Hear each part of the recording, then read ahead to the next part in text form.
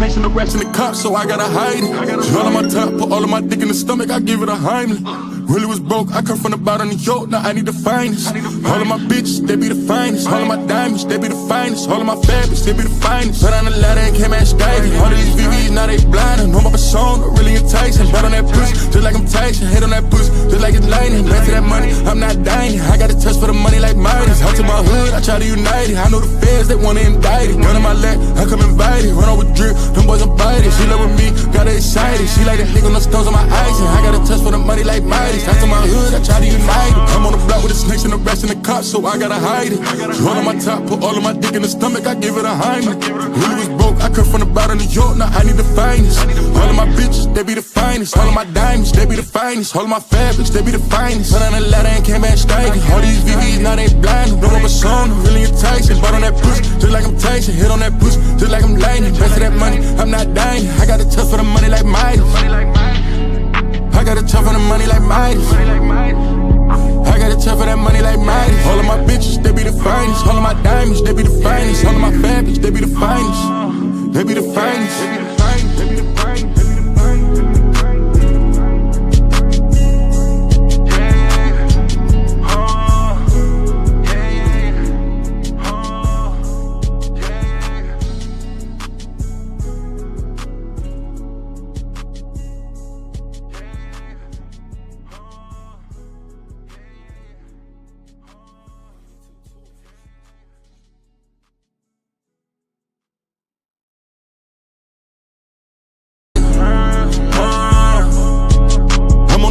snakes in the rats and the cops, so I gotta hide it.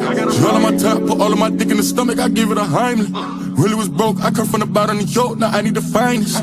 All of my bitches, they be the finest. All of my diamonds, they be the finest. All of my fabrics, they be the finest. Put on the ladder and came at Staggy. All of these VVs, now they blind. I know my persona, really enticing. Bet on that pussy, just like I'm Tyson. Hit on that pussy, just like it's lightning. Back to that money, I'm not dying. I got a touch for the money like Midas. Out to my hood, I try to unite it. I know the feds, they wanna indict it. Gun in my leg, I come invited. Run on with drip, them boys are biting. She love with me, got her excited. She like that nigga on the stones on my eyes. And I got a touch for the money like Midas. Out to my hood, I try to unite it. I'm on the block with the snakes and the rats and the cops, so I gotta hide it. All on my top, put all of my dick in the stomach, I give it a Heimlich. Really was broke, I come from the bottom of New York, now I need the finest. All of my bitches, they be the finest. All of my diamonds, they be the finest. All of my fabrics, they be the finest. Put on the ladder and came back striking. All these VVs, now they blind. No more persona, really enticing. Bought on that pussy, just like I'm Tyson. Hit on that pussy, just like I'm lightning. Back to that money, I'm not dying. I got a touch for the money like Midas. I got a touch for the money like Midas. I got a touch for that money like Midas. All of my bitches, they be the finest. All of my diamonds, they be the finest. All of my fabrics, they be the finest. They be the finest. They be the finest. They be the finest. They be the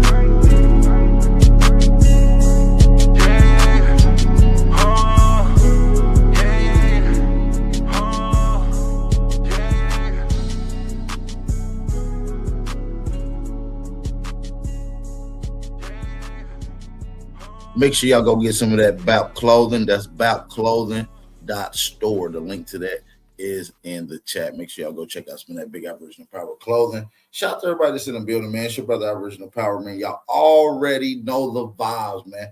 Peace and blessings. Ampe Tuwaste, Halito, Osio, Chimichukma to all my indigenous aboriginals and to all my FBAs. What up, though? Shout out to everybody that's in the building, man. Y'all already know the vibes, man. We coming in here with some fire on this Friday, man. Y'all already know, man. I thought we'd get into some heat. Was foundational Black Americans, aka Black Americans, Aboriginal Indigenous Americans, was they here before Christopher Columbus? When I say here, I mean the Americas. So throughout this bill, I'm going to be highlighting the facts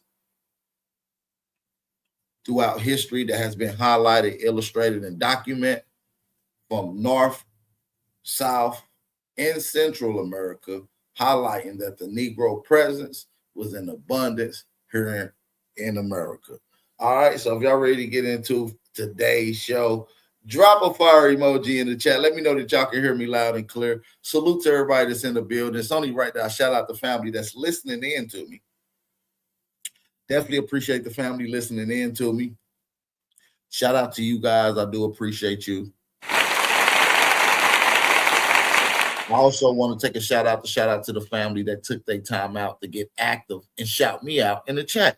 So I'm going to take my time out to shout the family out. And shout out to the family that is in the chat, okay? Shout out to President Lee V8K. Shout out to you, brother. Shout out to the general of the Tether Task Force in the building. We got one of the generals of the Tether Task Force. Shout out to my brother Enemies Public, brother Nasir, in the building with us. You already know, representing live in the flesh. We got Mo Naga in the building. We got Simple Amazing, Chicken Harmony Roots. We got Dre Light in the building. And that's all we got up in here right now. Shout out to everybody in the building. We just literally cranked this thing up. Shout out to Ab the God. Shout out to Ab the God. We do appreciate that for you coming up in the building. Shout out to Ab the God. And where do we want to go with this? We got a lot of information we want to kind of get into and highlight when we start pertaining to the indigenous peoples of the Americas. So we're going to highlight some of those fashions, this place being a Negroid continent. And so let's just get into it. Shout out to everybody that's in the building. Thumb up the video, support the channel. You already know the vibes. Y'all already know the vibes.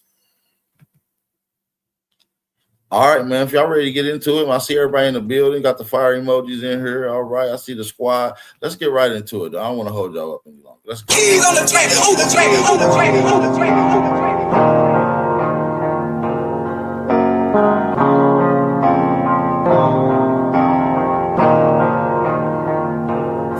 For the stats, I be beating the odds. In the blood, it be making me calm.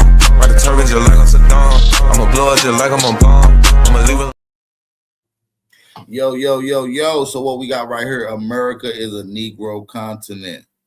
You feel what I'm saying? Hey, everybody in the building too, man. I need y'all to support the channel, man. Hit that cash out, support the channel, drop a fire emoji, get in that comment section. You feel what I'm saying? And you already know the vibes. Let me get the chat flooded with some fire emojis right quick.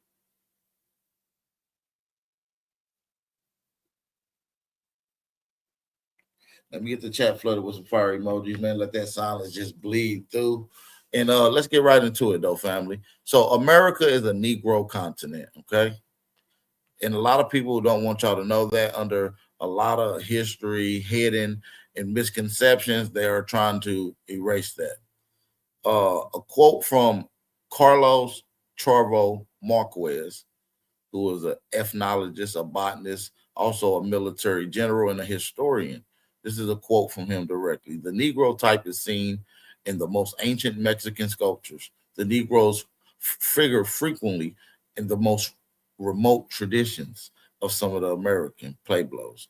It is that this race doubtlessly belonged the most ancient skeletons, distinct from the red American race, which have been found in various places from Bolivia to Mexico.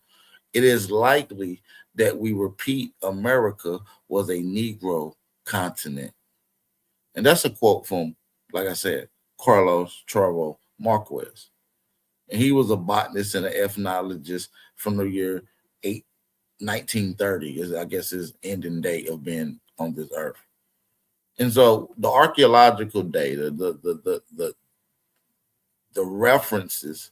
So when we start getting into dark-skinned people, Negroes, Aboriginal, Indigenous, FBAs, we're talking about the dark-skinned people that resides here in North America, South and Central America.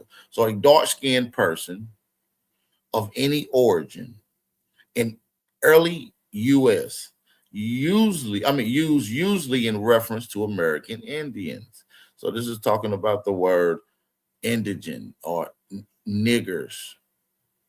You see what I'm saying? When you start reading these earlier terms, when they're referring to the indigenous peoples, you feel what I'm saying? We got to understand what they're talking about. They're talking about the American. You see what I'm saying? So when we get into certain definitions and it's talking about the indigenous peoples here, we got to understand exactly what word that we're dealing with, okay? We're dealing with the indigenous peoples here. It's given a precise description. There shouldn't be no confusion whether or not there were so-called black people, so-called, what we call them today, black people today here in America, because it's obvious. The archaeological data, the meticulous records, the administrative records, and even the census records states to this. You see what I'm saying? So when we go to the term American, which, hold on one second, let me just pull this up on the screen. So when we go to the term American, right, and we go to one of the earliest definitions of the term American, we see this particular definition right here, which is American, adjective pertaining to the Americas. American. Noun, a native. A native of America, originally applied to the Aboriginals or copper-colored races. Now, when they're using the word or, it's not a separate. It's a conclusive. You see what I'm saying? It's not a separate. It's the one and the same, just different identifiers. So you got the Aboriginals, comma, or copper-colored races, comma. So when we start getting into the word Aboriginal, American. We're talking about the Aboriginal. When we get into the word American, we're talking about Aboriginal indigenous peoples. And according to the census records, a lot of people were labeled under these terms: Negro, a Schedule I free inhabitant, right? What is a free inhabitant? And filling up the schedule, first center sheets. This is the free inhabitant sheet. My bad. We're going to go down to it right here. Number 5. Indians not taxed. Why is Indians not taxed? Because they're the true American. Aboriginal shouldn't be taxed. They're the true American.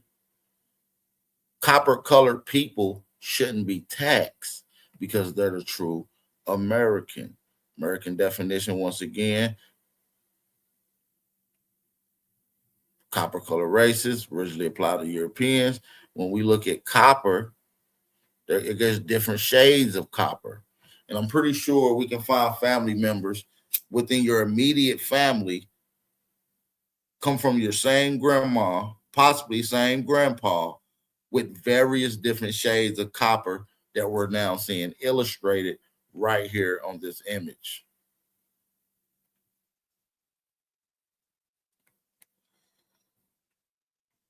How many of you guys can find a shade of copper on the screen that matches you guys' skin? Do any of you guys see any copper that matches you guys' skin? You guys let me know in the chat right now. What row? What? Y'all let me know. I see some that match my skin right now. This one right around here matches my skin. These two right around here.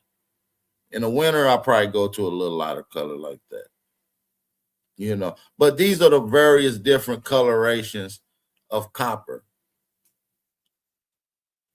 Now, some people will challenge you and say, well, if you are you using the Webster's 1828 definition that says copper color, we're going to all, most of the time, we're going to say yes. So I'm going to help you guys how to combat this. Most of the time, we're going to say yes. Did you get this out of the Webster's 1828? Yes. A lot of the people that are going to challenge you, they're going to say, well, in that same definition, let's go to the word copper. And in that same definition, let's go to the word copper.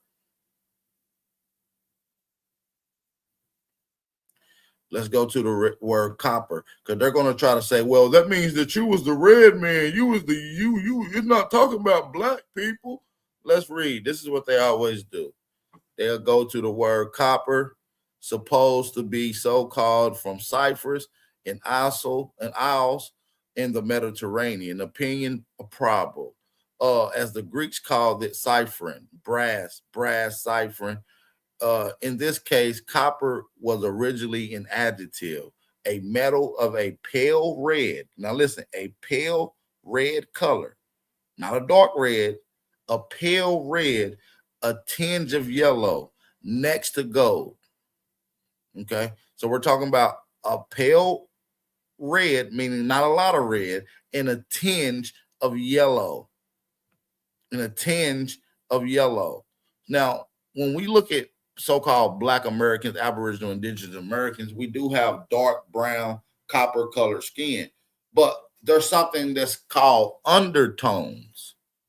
Are y'all familiar with y'all undertones? Like we understand our overlay of our skin, the overall skin that we see, but there's something that makes your skin looks the way it do, which is called the undertone color. And the undertone colors ranges from light pale, reddish pale, and yellowish. This is how you get the person a red. Oh, that's red. We call him red, or we call this lady right here a yellow bone.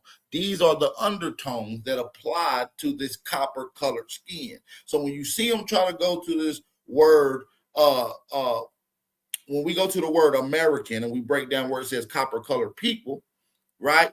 And most of the Pan-Africans will going to say, well, go to copper in the 1828 Webster Dictionary, which is what we're looking at now. And they're going to pull up pale red color, tinge of yellow. The word tinge, do you know what the word tinge mean? Let's just look at what the word tinge mean, right? we're going to go and look up what the word tange means. Right? Let's look up what the word tange means. Look what it means.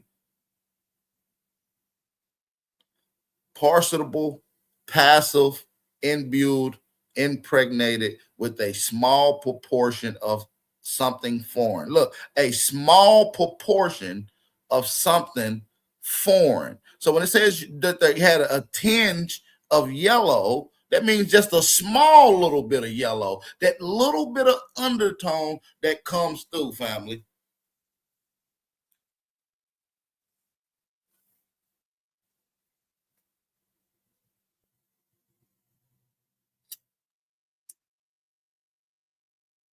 So when we go to these particular terms, this is what we're dealing with.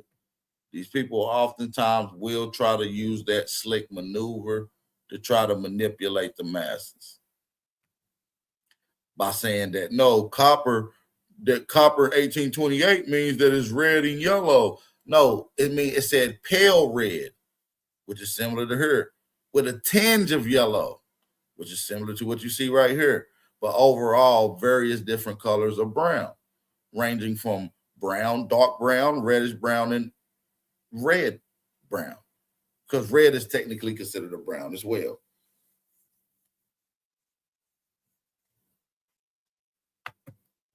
Okay. So when we go down to copper colored, we can look at a couple other synonyms. Copper colored, synonyms for copper color: burnish, chestnut, russet, copper, rust, tan, brownish, metallic brown, reddish tan, and reddish brown. Okay. These are for the people that are going to be subjective over the term copper color and what it means and who is it applied to. Okay, we're going to go ahead and stomp that part out right now. We're stomping that part out right now. We got Hardline Boss in the building, man. We got one of the OGs in the building. Shout out to all my FBA, my Aboriginal Indigenous peoples in the building. Shout out to all my FBAs and my Indigenous peoples in America. Now we're going to read right here from this William Chandler's book, right? And this is from the 103 Amazing Facts About the Negro in America. This is fact 16. On the precincts of the Negro in America before Christopher Columbus, Marquez says the Negro type is seen in the most ancient of Mexican sculptures. The Negroes figured frequently in the most remote traditions of some of the American pueblos. This is also a direct quote from Charvo. So this book is referencing Carlos Charvo Marquez, who we showed you earlier. But this is from the book, 103 Amazing Facts About the Negro in America. Okay? It talks about how the Negro is seen all throughout the America. Look, it said Columbus says he wanted to find out what the Indians had told him that they were to come to from the village southeast from the Negroes people. So a lot of people have these history and this story passed down to them from generation to generation about how Christopher Columbus came here and met Black people. And some people are actually alive that their ancestors told them about how their ancestors came out and actually helped Christopher Columbus when he was shipwrecked. Did y'all know that? Did y'all know it was a family that came out and helped, allegedly help Christopher Columbus? Now, according to oral tradition from a 95-year-old Aboriginal Indigenous FBA elder, she goes into her story and recollection from how some of her elders told her what they did when they first seen Christopher Columbus here in America. Let's get into the clip right now. Let's go. That's a bald-faced lie. He didn't discover no America, and the ship got in troubled water. Mm-hmm. And them Black men was already here. Mm-hmm. The Black people was already here. So they went out in that ocean and rescued Columbus off that ship. But they didn't have no knowledge, no or learning or nothing. And then he came here and he put him into slavery. It saved his life. But he's a bald-faced lie when he said he discovered America. That's a bald-faced lie. If my black relative didn't went out there and to rescue his butt when that the turbulence was. She said if her black relative wouldn't have came out there and rescued his butt, he wouldn't have survived. Listen to her again. I want y'all to listen to this. Listen to Grandma. If my black relative didn't went out there and to rescue his butt when that the turbulence was tearing up them ships, he wouldn't have been here. So black people didn't know. All they knew was living off the land, and they didn't know how to fight for themselves. Right. He put the black people into slavery, and the big old giant. My grandfather was tall, and he wasn't afraid of nothing and nobody. No, this is a real video, Hardline Boss. This is a real video. This is not AI. White or black, short or tall, fat or thin. He wasn't afraid of nothing. That's a bald-faced lie. He didn't discover no America. And if you listen to the sister, she goes in, she talks about how one of her relatives even was one of the people that actually helped the shipwreck Christopher Columbus that we know today, family. So within my research and within the archaeological research, within inside the history, there is without a doubt that the Negro presence, the Negro presence, the people that was here before Christopher Columbus, if they was here today, they will be classified as black people. How they classify them in America. So we're not talking about no East Indian, because they're not classified as a black American. We're not talking about Papua New Guinea, they're not classified as black Americans. We're not talking about Australians from the bush, they're not considered black Americans. The people that were here, the Negro presence was felt throughout the Americas. You see what I'm saying? So when we go to these historical places and we start looking at the cultural endeavors, we start looking at the cultural collateral, we start looking at the places in the islands, and we start looking at various different places, we know that the historical data is there. We know that the Negro presence have been in America for some time now. So let's get back into some more of this heat. Drop a fire emoji, y'all. Why we ain't had nobody hit that like button yet? What we doing? Hit that like button, man. We almost 30 minutes in this live stream. We got 80-something people in the building. Why we ain't hitting that like button yet, family? Why we ain't hitting that like button? Why we ain't got nobody to support the channel, man? Shout out to the real ones in the building. I felt like Grandma was dropping heat. Y'all let me know in the comment section if y'all thought Grandma was dropping some heat right there. We'll just get right back into it, though. We got some more heat to get into. All right, so let's cook. All right. So here goes another record. This is called The Man. Published April 1939. A monthly record of ethnological science published under the direction of the Royal Anthropological Institute of Great Britain and Ireland. Now let's read. This is the original article. We're going to read right here in this original article screenshot that we got put together. And it's written on plate D, Physical Anthropology, aka Stewart, written by T.D. Stewart. The Negro skeleton remains from Indian sites. So now we're talking about indigenous people who are now classified what we're calling Indian. These are now being quote unquote called Negro sites. So all Negro sites throughout the America are in fact Indian sites. So when we're start hearing about Negro burial ground sites, those are Indian sites. I just want y'all to be clear with the way anthropological or anthropology work, because anthropology was put together by someone who was designed to take away the indigenous nationality. Who may that be, family? Who created anthropology? Franz Boas. Okay.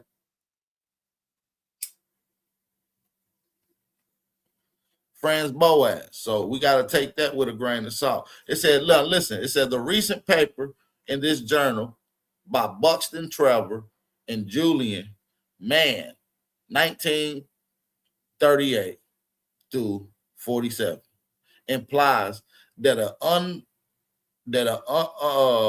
underformed Negro physical type inhabited the Virgin Islands in pre-Columbian times. Not only is this an implication contrary to previous accepted findings for the Antillean area, as will be shown later in parentheses, but it also fails to give an adequate consideration to the possibility of the skeleton remains presenting intrusive Negro burials.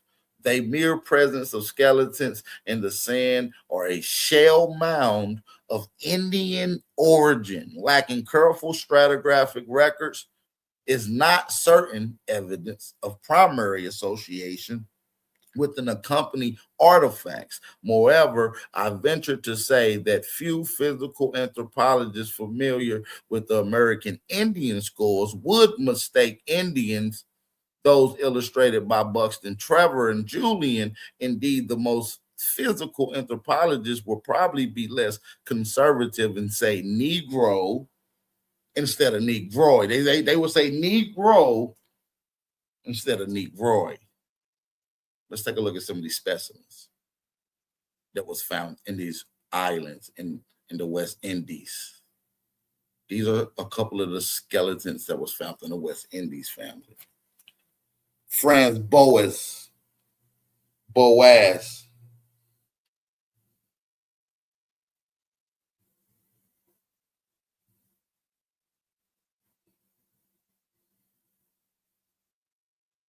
Drop a fire emoji in the chat, man. Drop a fire emoji in the chat.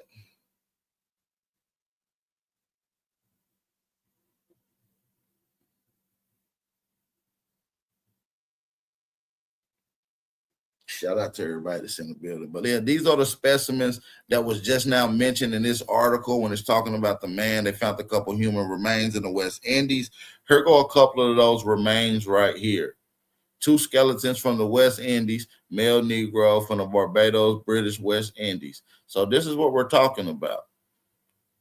So, you know, when Christopher Columbus came out to the first, he ran into the West Indies. He would have ran into these same Negro people.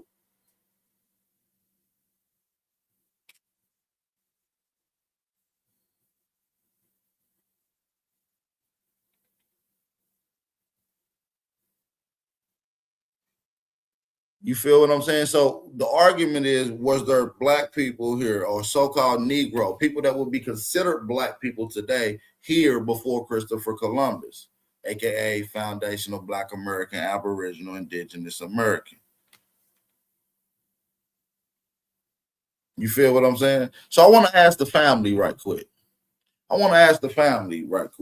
Is this enough adequate data to show that the Negro presence was right here in America? Y'all let me know right quick, man. Hit that like button, thumb up the video, support the channel. Let's go. I'm on the block with the snakes and the rats and the cops, so I gotta hide it. All on my top, put all of my dick in the stomach, I give it a Heimlich. Really was broke, I come from the bottom of New York, now I need the finest. All of my bitches, they be the finest. All of my diamonds, they be the finest. All of my fabrics, they be the finest. Put on the ladder and came at diving. All of these VVs, now they blind. Know my persona, really enticing. But on that pussy, just like I'm Tyson. Hit on that pussy, just like it's lightning. Back to that money, I'm not dining. I got a touch for the money like Midas. Out to my hood, I try to unite it. I know the feds, they wanna indict it. Gun on my leg, I come invited. Run on with drip. All right, we back. All right, let's get it. So now look, these are what the specimen says. 2 skulls from the West Indies. One, the number 1 skull was a male Negro from Barbados. 1 and 2 were male Negro skulls. 1 and 2. So 1 and 2 are Negro skulls. 3 and 4 obviously is female skulls. Took him from that. So this was the same place that Christopher Columbus would have ventured to. This would have been the same place that Christopher Columbus would have came in contact with, these Negro specimens. So when we get into some of the earlier records that came directly after Christopher Columbus, so we'll get into Christopher Columbus logs maybe later on, but there was a group of people that came after Christopher Columbus. You know, conquistadors, Jesuits, people of that nature, and they also documented what they call these people. And when you get into some of these Jesuit records right here, Negroes as original Indians, proof of the Jesuit letters. You see what I'm saying? So when you go down to an example right here in 1519, it was said that the Brazilians, right, that the Brazilians, that they were not black or white, but of olive color. Now, when we think about an olive, it's two different colors that an olive come in. So this is where you got to use common sense to rationalize what they're trying to say. And I want to see if y'all can use y'all common sense. So olives come in two different colors, family. They're coming green with the little orange pimento on the inside, and they come in black or dark brown hue. What color do you think they're talking about when they're describing these people right here? The green or the dark brown? I want y'all to use common sense when they say olive color when they're referring to these people here. Okay, they said they were not black, they were not white, but of olive color.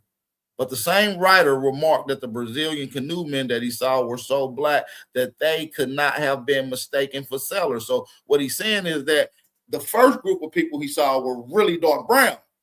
The next set of people he's seen were darker than that, letting you know that there was a variation of shades that was abundant amongst the indigenous peoples in America, ranging from what he's seen, and according to this Brazilian Jesuit letter, from what he's seen with his own eyes, he's seen a dark brown olive skin brother and an actual black brother.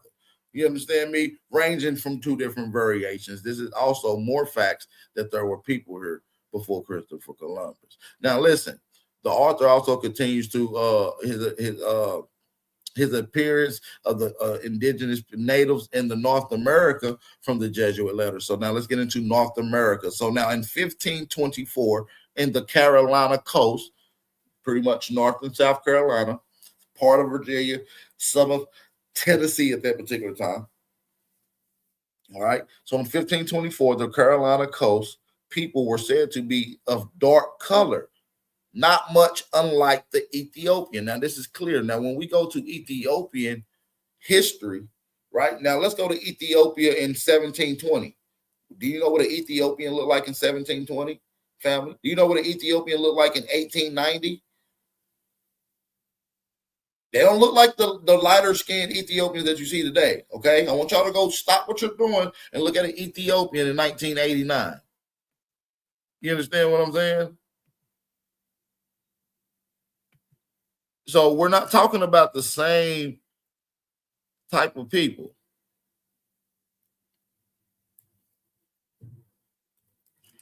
So you can go look at an Ethiopian in 1989. You can see that they're really, really dark people.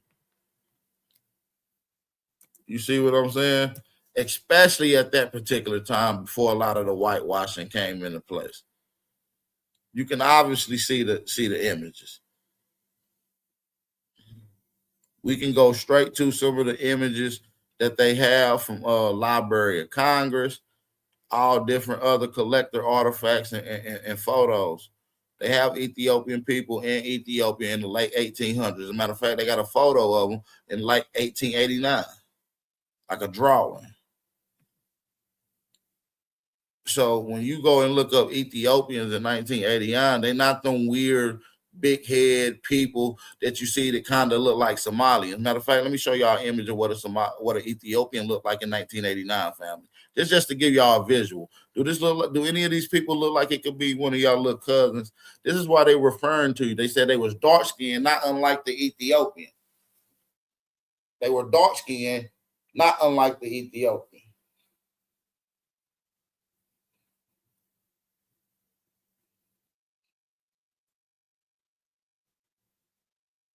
not burnt.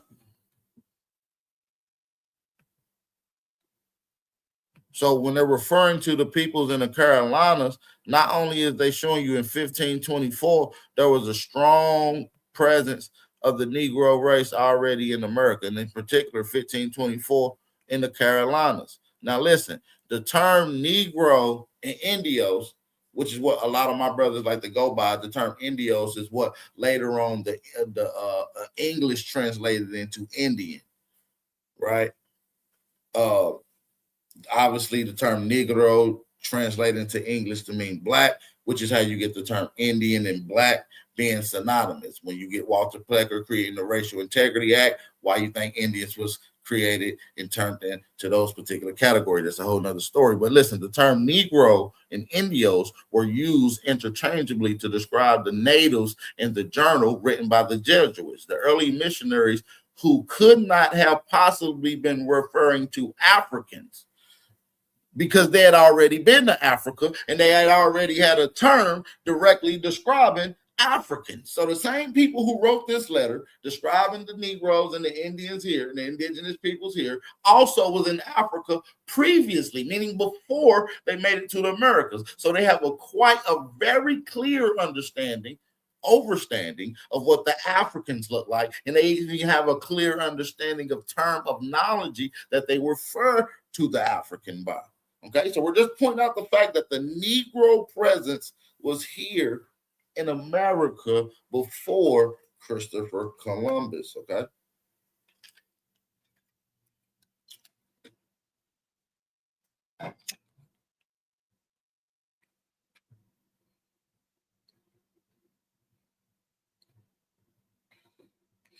Everybody hitting my line right now. I don't know what they got on.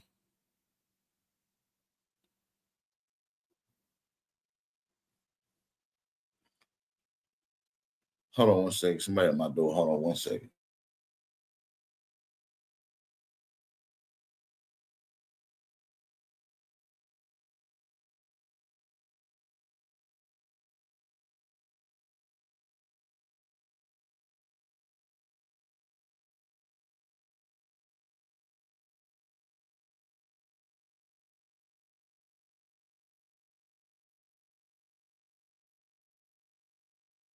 Hey, my bad, y'all. My bad. All right, so yeah, back to where I was, man. So the term Negro and Indian is used interchangeably, and I'm bringing that up because when you get into one of these other Jesuit letters, I need you to understand the term black is just the English version of what the word Negro means. So let's get into it. From 1549 to 1565. The letters of the Jesuit missionaries in Brazil usually addressed to colleagues in Portugal or Spain frequently referred to Americans as Negroes. Now, I need y'all to pay attention. This is in 1549. This is long before transatlantic slave trade was at abundance. You feel what I'm saying? And we're talking about before colonization even started to be a thing in America. We're talking about when indigenous nations ranked supreme here.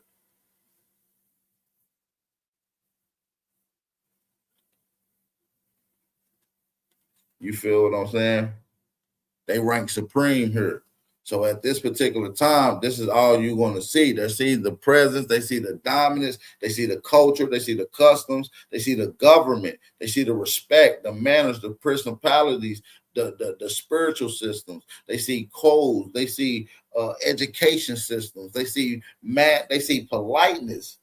You feel me? Just what a civilization is supposed to live up to. We have always been on the right side of what a government and civilization has standards is in America. So now let's get back into it. I don't want to go on these long tangents. All right. So now listen. So in these particular letters, the Jesuit missionaries that was in Brazil were sending letters back to Portugal and Spain referring to the Americans. Now listen, this is from the Jesuit letters. Not only are they calling these people Negroes, but that's just what they're calling them. they're calling them Negroes. Like that's a descriptive term, but their nationality is American. You notice that they calling them the American, right? The American, they call the American Negroes. You feel what I'm saying? That's what it says, that they call the American as Negroes. In April of 1549, Manuel de Barrega, the leader of the Jesuits, addressed a letter from Lisbon. From Rodrigo in Lisbon, in which it refers to the Portuguese in Brazil as living in sin.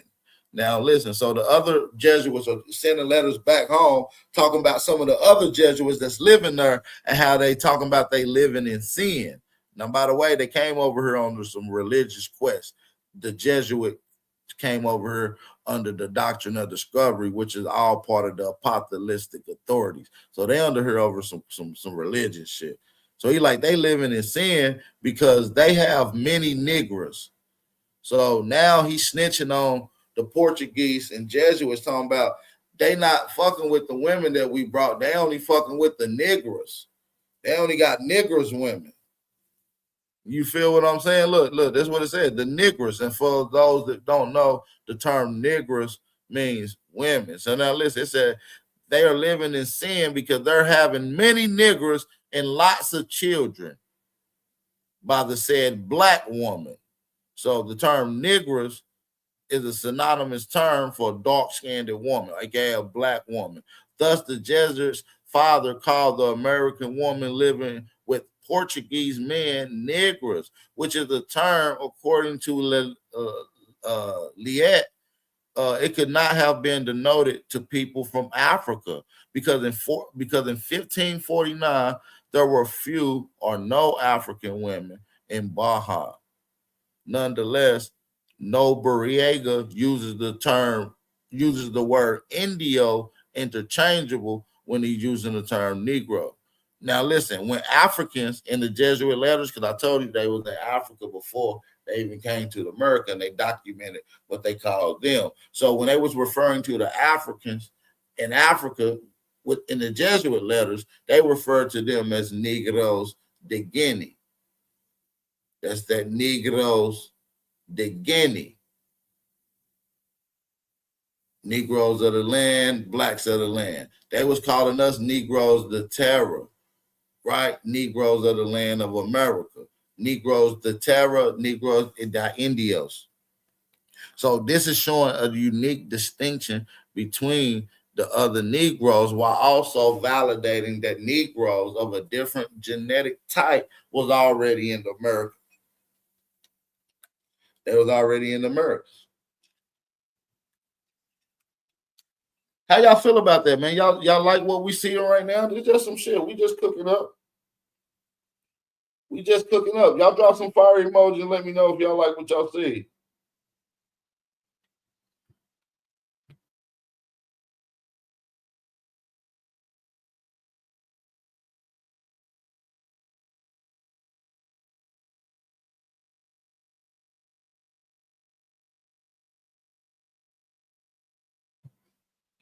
Yeah, let's get some fire emojis in here, man. Let me check the chat out and see what's going on. We was in here reading for a little second.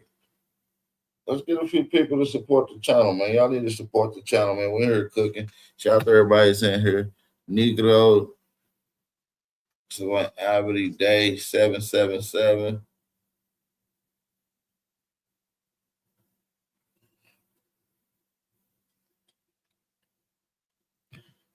So now look, when you go to some of the written records on the voyage of Giovanni di Verrazzano, now look, the record of the voyage of Giovanni di Verrazzano, July 8, 1524.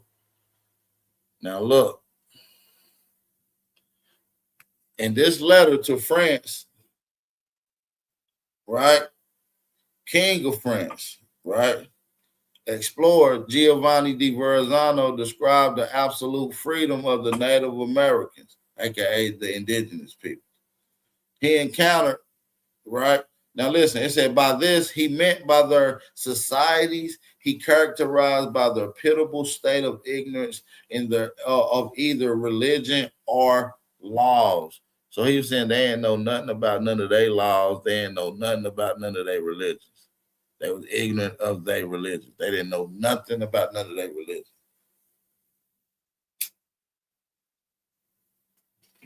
Now I don't want to keep hammering down with just reading. I want to let this shit marinate for a second, because these are crucial facts establishing without a doubt that Negro presence was here in America.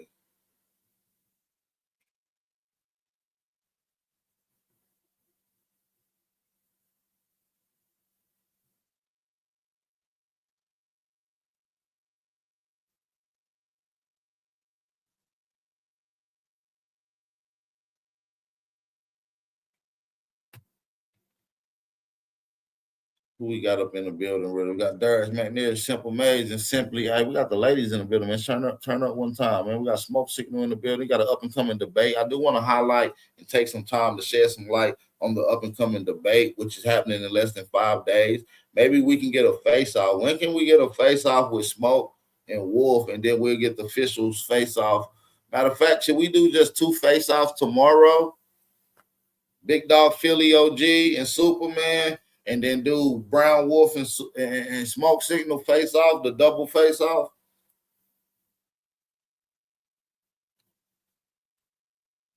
Should we do that? Y'all let me know in the comment section right quick. I need y'all to let me know in the comment. Let me know right now.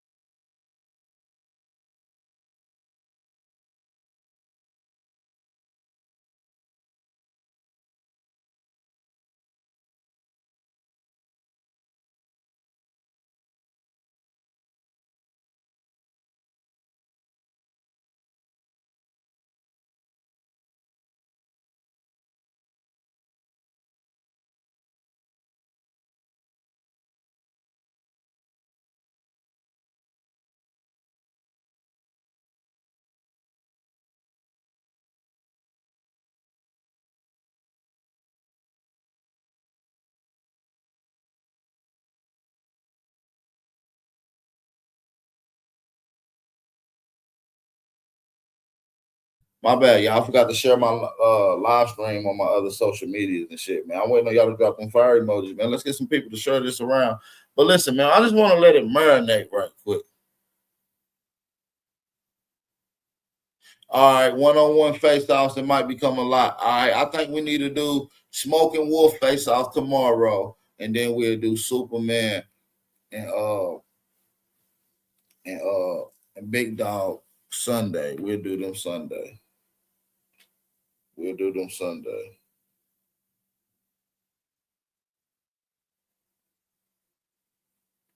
But yeah, man. So listen, man, as we break down this familiar history, man, we got to get into some more. So let's break down the record of the voyage of 1524 of Giovanni di Verrazzano as a record in a letter to the French king of July 8, 1524. Now look, the adapted from the translation by Susan Thoreau, all right, and a Cellar Codex of Lawrence C. Roth, all right. Now, by the way, this is what they were just now referring to when they was talking about these people in the Carolinas in 1524. All right, so let's get into the black presence. Let's see what these people was describing these people like in the Carolinas, in North and South Carolina in 1524, according to the Codex and the records of Verrazzano.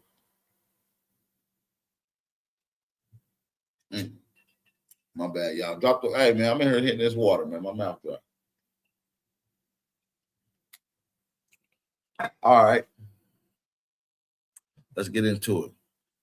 They go completely naked except for around their loins. They wear skins with small animals like Martians and the narrow belt of grass around their body, in which they tie various tails, either animals which hang down by their knee and the rest of their body was bare. It was so the head of the garlands and the bird feathers. So they had a lot of feathers. They was pretty much out there. We're talking about people that's in the Carolinas, and they probably came there in the middle of the damn summer. So they outside, you know what I'm saying, chilling. They describing the niggas. They had a bunch of feathers on. Now listen, sound like Wild Savage. Now let's keep going. It said they are dark in color, not unlike the Ethiopians, with thick black hair, not very long, right? Not very long, because a lot of people think of the indigenous peoples and American Indians. They start thinking about high cheekbones, light skin with long black hair. Hell no. That ain't what the Indians looked like in 1524. They was very dark, not light skin. You feel me? They had thick black hair, and it wasn't very long. You feel me? And it was tied back behind their head in a small tail, ponytail. As a physique of those men, they are well proportioned. That's what it said. They are well proportioned, of medium height, a little taller than we are, meaning the Spaniard. They said they're a little taller than the Spaniard. Okay, so they say they're a little taller than what we are. They said they have broad chests, strong arms, and their legs and other parts of their bodies are well composed. There is nothing else except that they tend to be rather broad in the face, but not all. For we saw many with angular faces. They have big black eyes and attentive to look open. And the attentive and open look, my bad, an attentive and open look. They are not very strong. They said they are not very strong, but they are sharp and cunning. They're agile. Hello?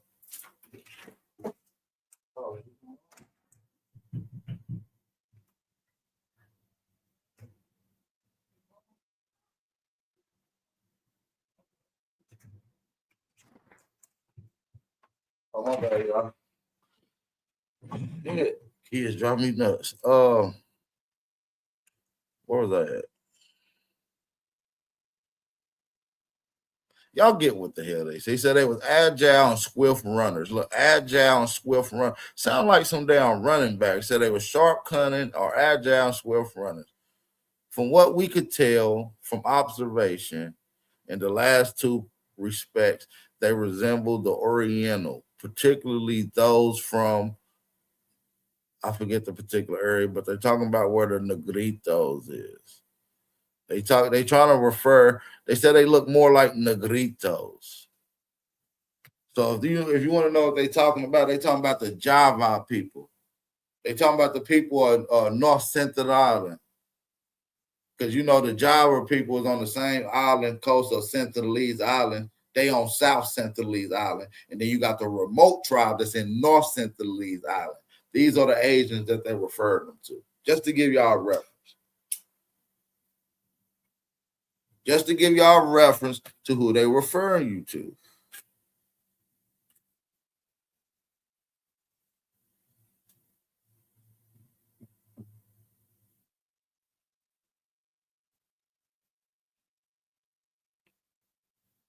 Yeah, man, let's get a few people to support the channel. I said we got Nami, we got April Dawn in the building. We got some of the heavy hitters in the building, man. Salute to the squad in here rocking out with your boy Aboriginal Power. We do appreciate y'all.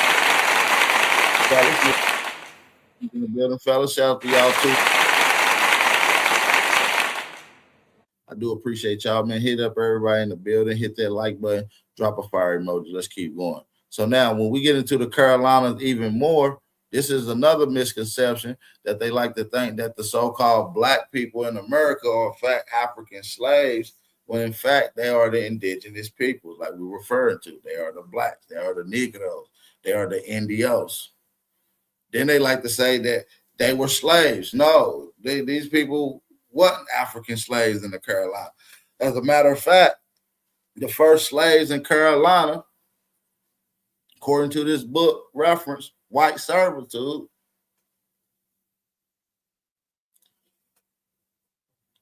it said that white people was the first slave. Let's get into it.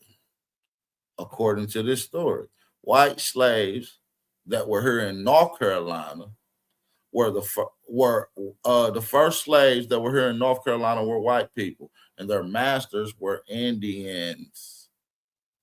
Let's just let that sink in right there. And their masters were Indians. And we just described what we said these people look like. So we already know in 1524, these people are black. We just ran through the whole description.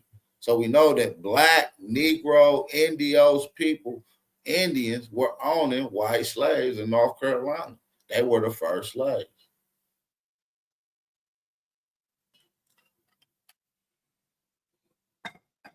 They were the first slaves. See, they don't want to tell y'all this. See, these Pan-African goofies and the rest of these dumbass Native American ass, TP ass niggas, they ain't gonna tell you that these white people were enslaved and they were owned by Negro, aka Indians.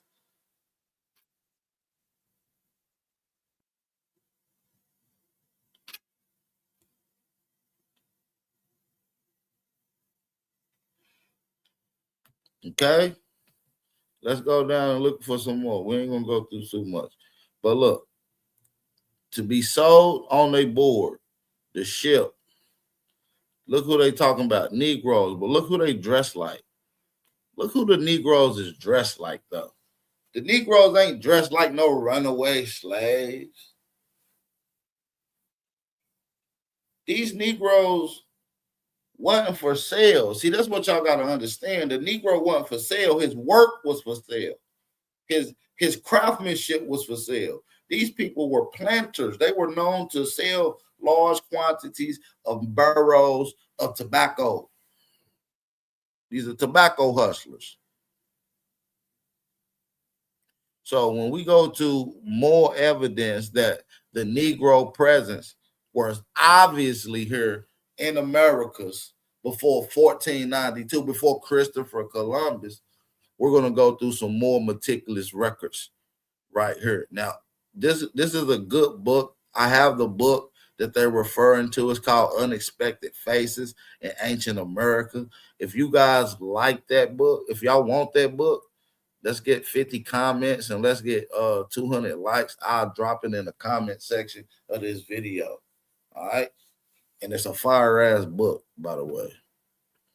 Now, look, in this particular book, he highlights from different eras, from Mexico, dating back from 100 to 1000 BC.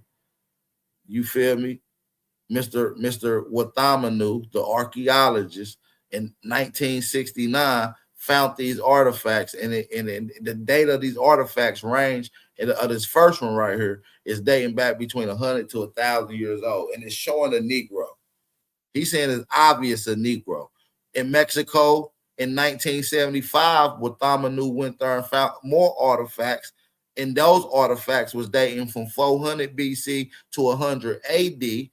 You feel me? And those was of the Negro type. Okay.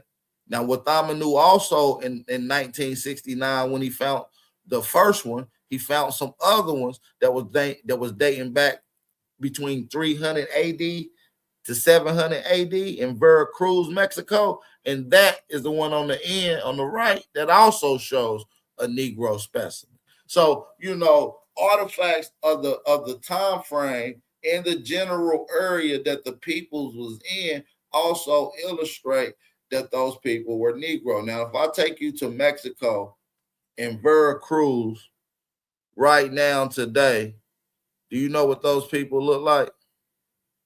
Do you know what those people look like in Veracruz today? Do you know what those people look like? That's what they look like. This is Veracruz, Mexico, man. Ain't it ironic that this is Veracruz, this is Mexico, man. You feel what I'm saying? So when they saying they finding these Negro specimens at 1000 AD to 700 AD, you fast forward to 2025 AD, the Negro presence is still there. It hasn't left.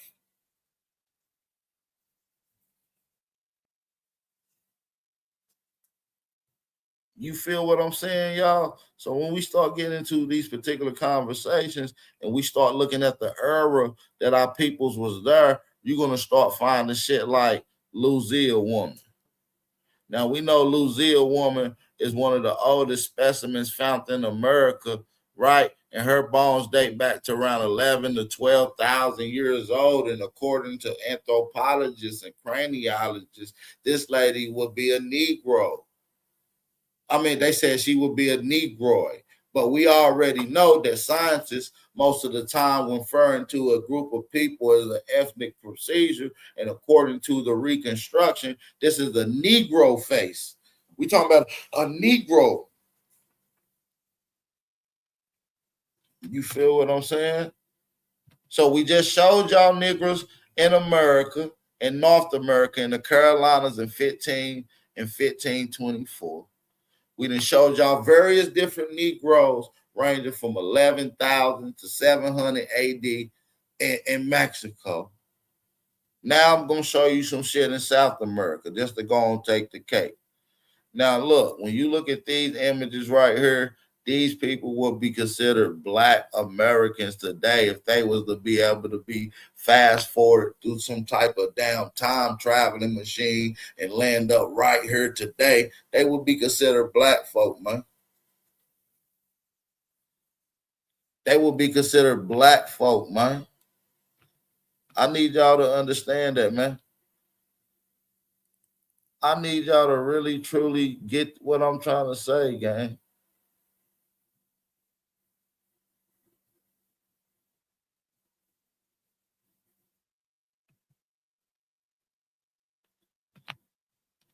Shout out to everybody that is in the building too, though. I do need everybody to hit that like button, thumb up the video, and support the channel, man. If you do want to support the channel, Cash App information is in the live chat right now. Only if you're enjoying these type of videos. But look, this is a mural.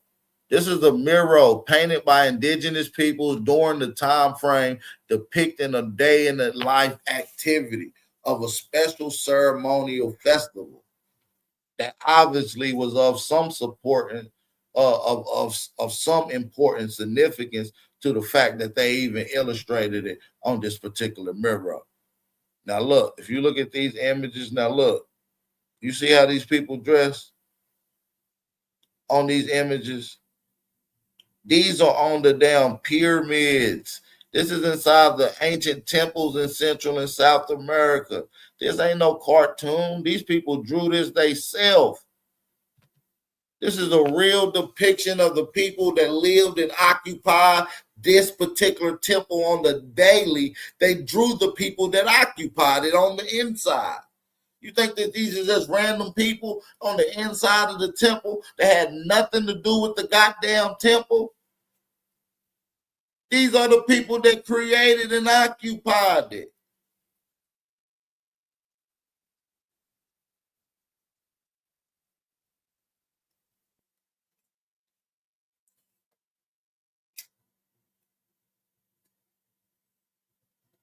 All right.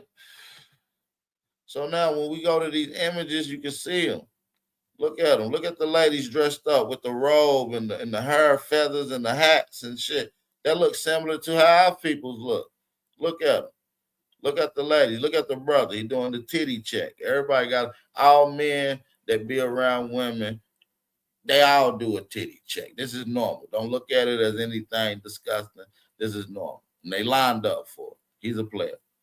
And this is indigenous stuff. So when you look at these, bro, look at him. He got his hair up in the wigs. She got her hair up in the wigs. He got his, they dark skin. Look at these brothers, dark skin, gold teeth, just like the modern day people we see in Florida and throughout the South and all over America. The Mayans was doing the same shit. Dreadlocks, you feel me? Gold necklaces, dreadlocks, gold teeth, diamond teeth. You see the same shit amongst Florida boys. You think these people grew up looking at motherfucking indigenous murals, searching Mayans and shit with diamond teeth, and said, damn, I'm gonna go to Johnny Dang and get me some diamond teeth. No, nigga, they didn't look this shit up. This shit is already embedded inside of your DNA. There ain't no explanation to why you do it. It's just programmed in you to do it.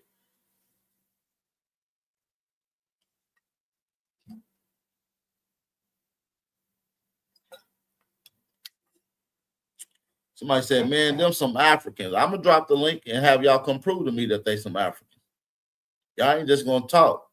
Here go another mural from Chichen Itza showing dark-skinned Aboriginal indigenous peoples illustrated by having these pale-skinned workers. Now, I'm not going to say if they're Native American or Eurasian. I'm just going to say Eurasian at this point. But they got these Eurasian workers and servants working for them as they navigate their land in their area by boat. So this also debunks.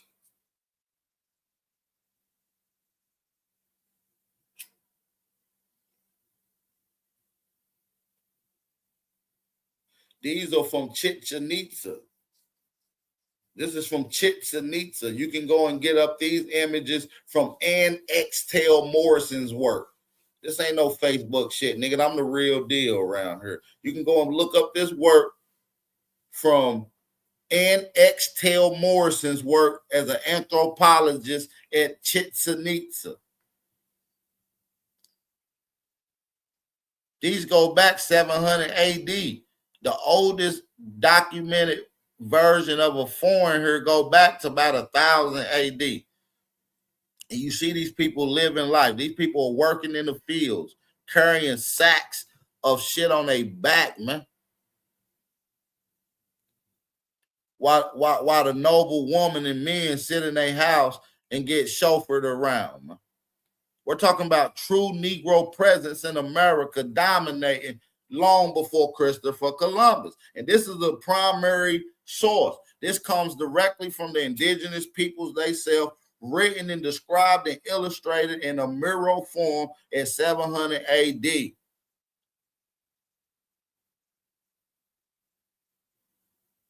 This is in Chichen Itza.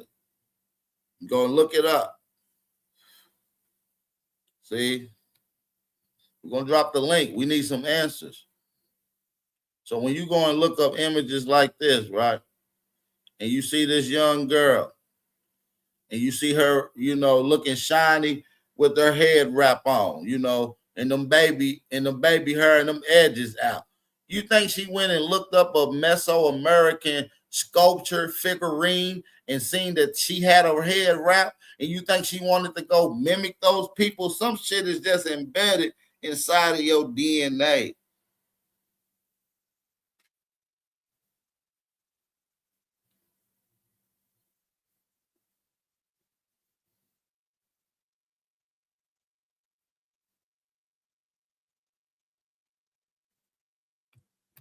Some shit is just embedded inside your DNA. You think this young lady looked up this artifact before she went and put this head wrap on? Absolutely not. Absolutely not. Now look at this. This is from that same mural. This is from that same mural. You see the ladies with the head wrap on. You see the ladies with the head wrap on, just like your grandma and them used to have when they used to go to church.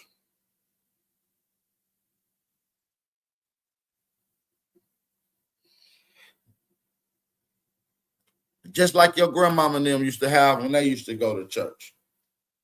When they used to go to a particular get-together, a ceremony, a powwow, a festival, this is how your grandmama and them sometimes would dress. But this is not your grandma. This is indigenous peoples around 700 BD. I mean, it's around 700 AD practicing this. Around 400, 800 AD doing this.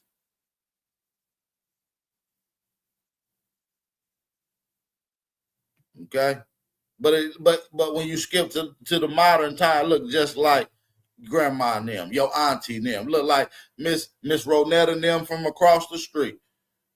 It looks damn near the same.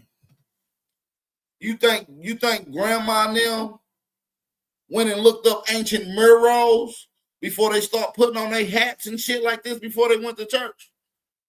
You out of your freaking mind. Some shit is just embedded inside of your DNA. I wish we had some Aboriginals or some FBAs in here that was listening.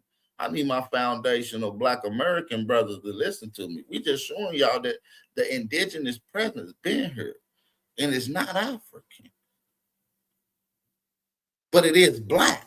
It's Aboriginal. It's dark skinned. It is Negro. It's Indios. It is American as American can get.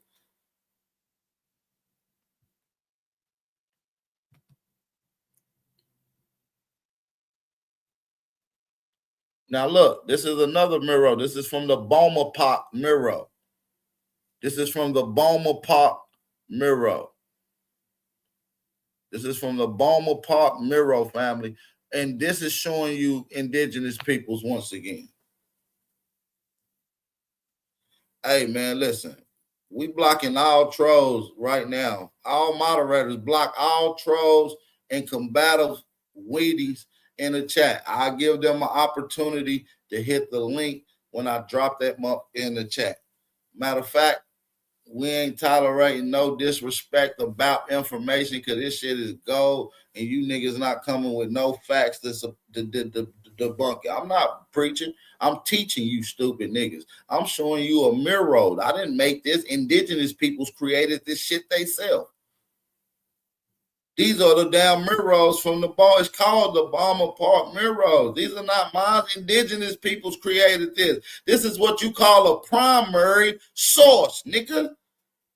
They can't get no more primary than the niggas they self-depicting they goddamn self on the image. You damn combative weenies, block them all.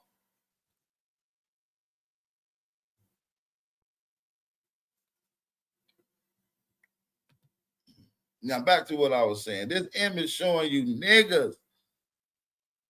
Look at just look at the hairstyles of the young brother. Now these are young brothers and these are elder brothers. These are brothers who already been initiated into the craft of manhood. And if you look in at the scene of this image, right, you see blood dripping from their fingers. If you look over, you see they holding their hand, blood dripping on their hands. See, a lot of these weenies are not going to be able to explain what this is. See, they don't study the mirrors. I study the indigenous shit. So let's explain what this mirror is. Now, what this mirror is illustrating is young men around the ages of 16 to 17 becoming into manhood. And in order to get into manhood, you become a jaguar warrior. What does that mean? You see all the ones up here being anointed and doing anointed got jaguar print on? It's because at one point in time, they had their fingers pricked. And then they had to go into the woods and they couldn't come back until they successfully killed a jaguar. That lets the people in the tribe know that they were a man. That they were a man. They made it to manhood. This is a spiritual ritual. See, these dummies ain't going to be able to illustrate and break this shit down. So, and what it was is you were supposed to get your fingerprint, your fingertip or your finger pricked in blood, and you were supposed to go out there and survive. You was not supposed to come back ill, affected, and you were supposed to successfully catch a damn jaguar. See, this was indigenous culture. This was a ritual. This was a rite of passage to manhood.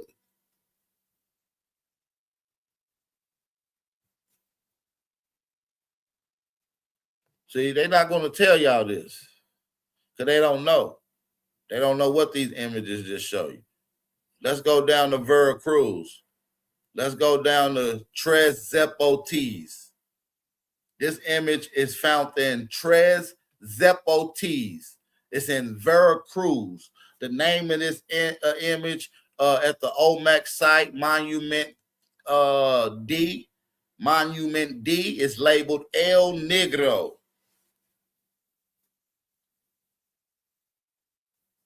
El Negro. Hey, live and learn. If I had to go catch one, I would have, nigga. Hey, you about to get blocked, live and learn, bro. Matter of fact, Tom time that nigga out for 30 minutes, bro. I love you to death, but I'm timing your ass out, nigga. You starting to be a combative weenie. I don't want to see combative weenies in the chat, nigga. I'm about to drop the link. Nigga, don't chat me to death. We in here teaching, nigga. This truth hour right now, goddamn. This truth hour. Shout out to the people that have supported the channel. Shout out to Wilmore Reed. Shout out to the Ancient One. And shout out to Tojo. Shout out to Tamara. And shout out to my sister Chicken Harmony Roots for supporting the channel. We did get some people to support the channel. I definitely want to shout out the family that's supporting the channel. Shout out to the family that supported the channel. Now let's keep it going. Now listen, no African booty scratchers. Meet the YouTubers, bro. You be being combative too. I got my eye on you. I'm sorry. Y'all can sit and listen. Y'all can come on the panel, but y'all ain't gonna tweak on my chat. Y'all ain't gonna tweak with my chat, nigga. They ain't here trying to learn, nigga. They ain't trying to be distracted with y'all ill-mannered, combative weenies that ain't gonna come up here and disagree and with no proper sources.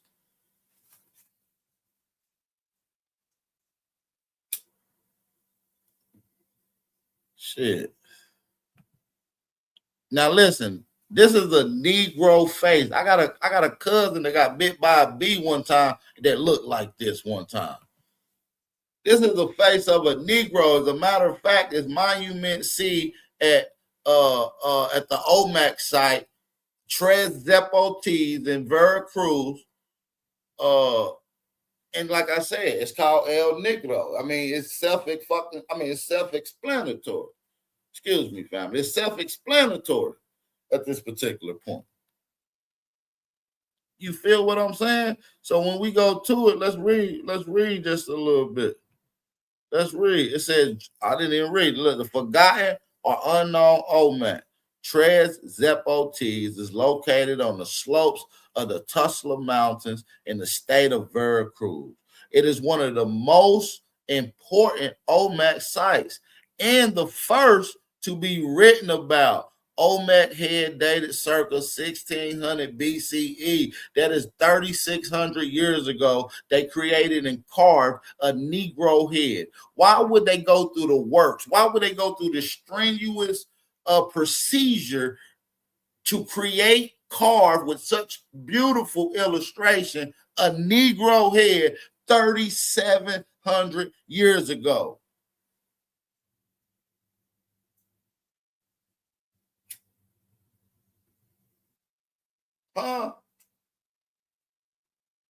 So when we start looking at this is a Negro that was around 3,700, 3,600 years ago. When you skip around to a nigga that was around 1,000 years ago, it doesn't change.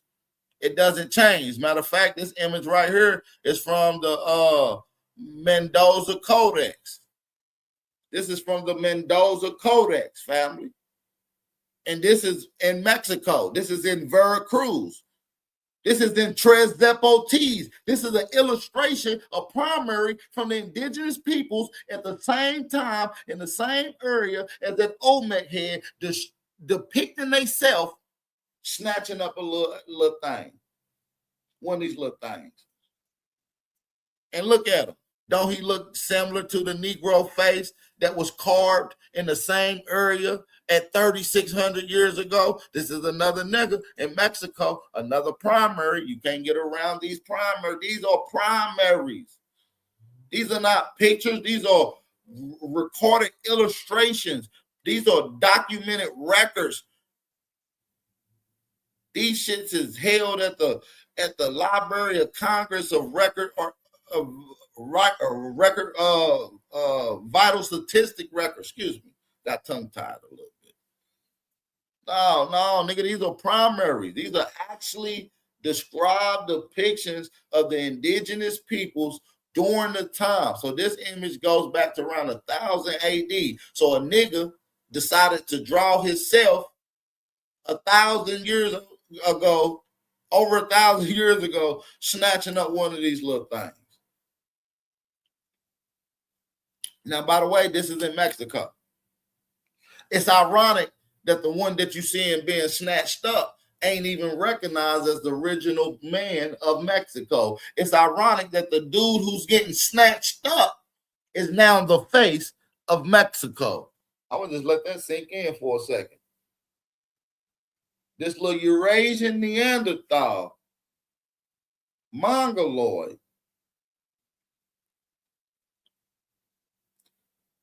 black people, but you see who's running the land, though. You see who's not running the land, and you see who's running the land. The nigga that is in fully dressed in his indigenous attire at the time is around 1,000 years ago in Veracruz, Mexico, snatching up what we would call a Mexican today. Ain't that some shit? Throughout Central, South, and North America, I'm talking about from Alaska down to Brazil, the Negro phenotype, the Negro specimen is at abundance. The entire continent of America is a Negro continent. So what I'm saying is, what we call foundational Black Americans have always been in America. What we call Aboriginal, Indigenous, this is what we're talking about.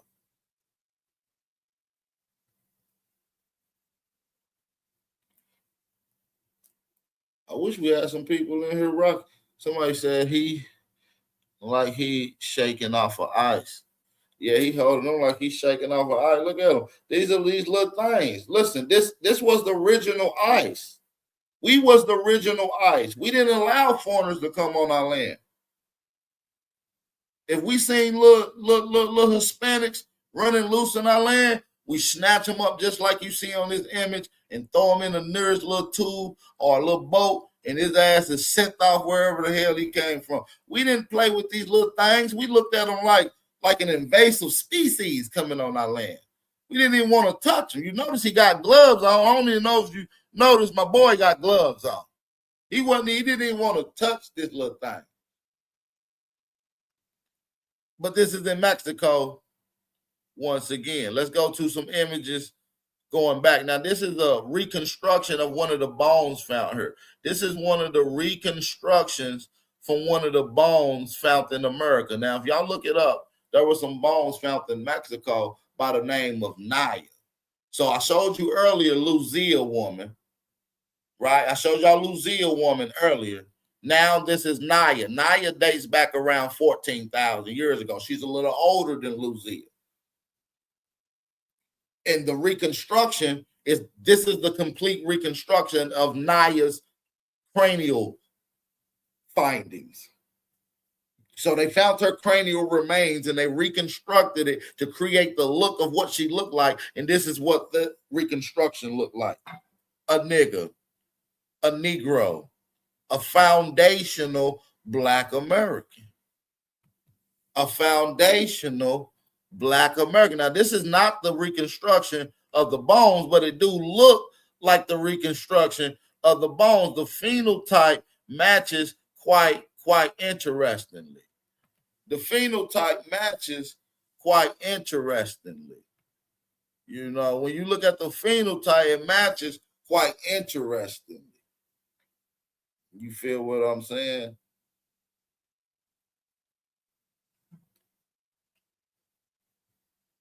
We're talking about indigenous.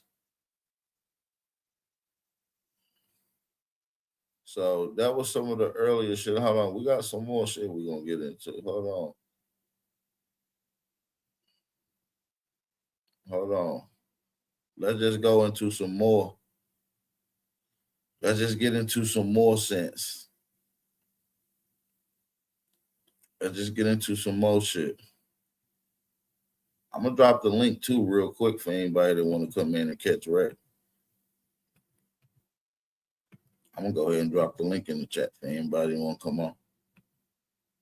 So look, when we go to this documentation, now look, when you go to William Penn's observation made by when he came into America, y'all know who William Penn is. Shout out to my people that's in Philly and the PA area. Everybody know who the William Penn is if you on this history shit. William Penn came to Philadelphia around the 1630s. Around the 1630s. And he ran into Aboriginal indigenous nation, you know, some foundational Black American type nigga. And one of the kings of that particular area was named Chief Tammany, aka King Tammany, fam. You feel what I'm saying? So now look, in this particular illustration, this is what it said. It said William Penn observations made after visiting the interior of Pennsylvania. Quoted. Now, this is from Samuel Janey's Life of William Penn's book. This is the 6th edition. This book came out in 1882, and this is from page 278, and this is, obviously quote 11 out this mug. Okay? This is quote 11 out this mug. Free Papa Shorty, bring your ass on the panel, man. Bring your ass on the panel, man. Hey, y'all support the channel too, man. Support the channel, man. Y'all support the channel, man. Shout out to my sister Leticia Renee, man.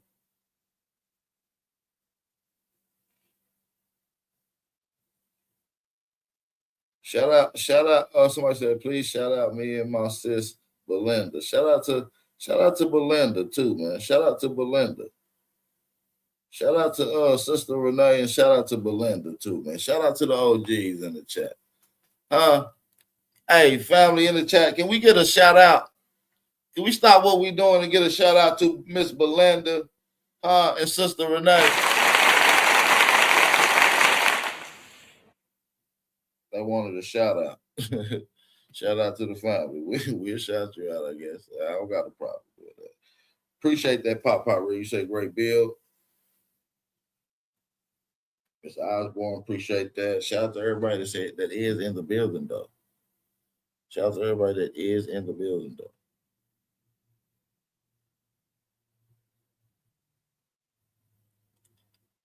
Shout out to everybody that is in the building. Now, listen, this is the description and the observation of what they describe Chief Tammany and the rest of the indigenous peoples of the Pennsylvania, roughly the Philadelphia area. All right. So now let's get into it. It says the natives I shall consider, talking about the indigenous people, in their person, religion, and manners, religion, and government, my sense of the original for their persons. They are generally tall, straight, well-built, and of singular proportion. They tread strong and clever, and mostly walk with a lofty chin. Of complexion, black, but not designed as the gypsies of England. Now, do I got to pull up what a gypsy of England looked like in the 1800s? Do I got to show y'all what a gypsy looked like in the 1800s, family?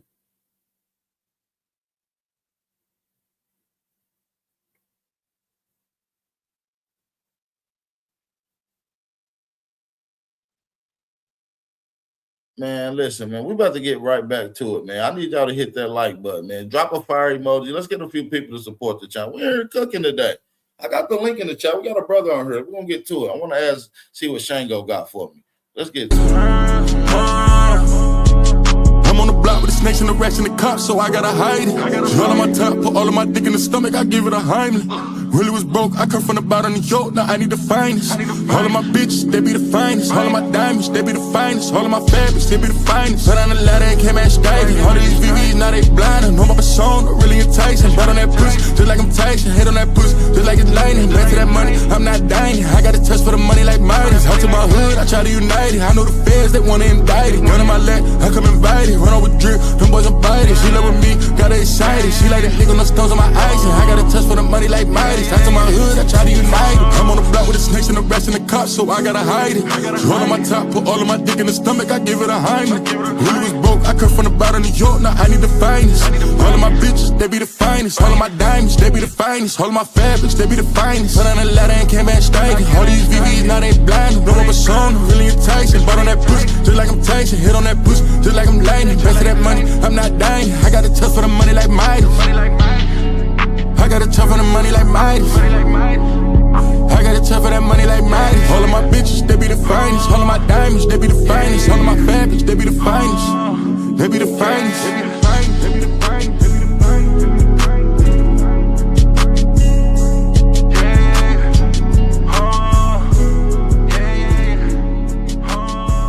Make sure y'all check out some of that Bout merch, man. That's official Big Aboriginal Power clothing. Man. Go check out some of the official merch. Y'all gonna definitely love it. High quality, best material, and most importantly is Aboriginal owned and designed.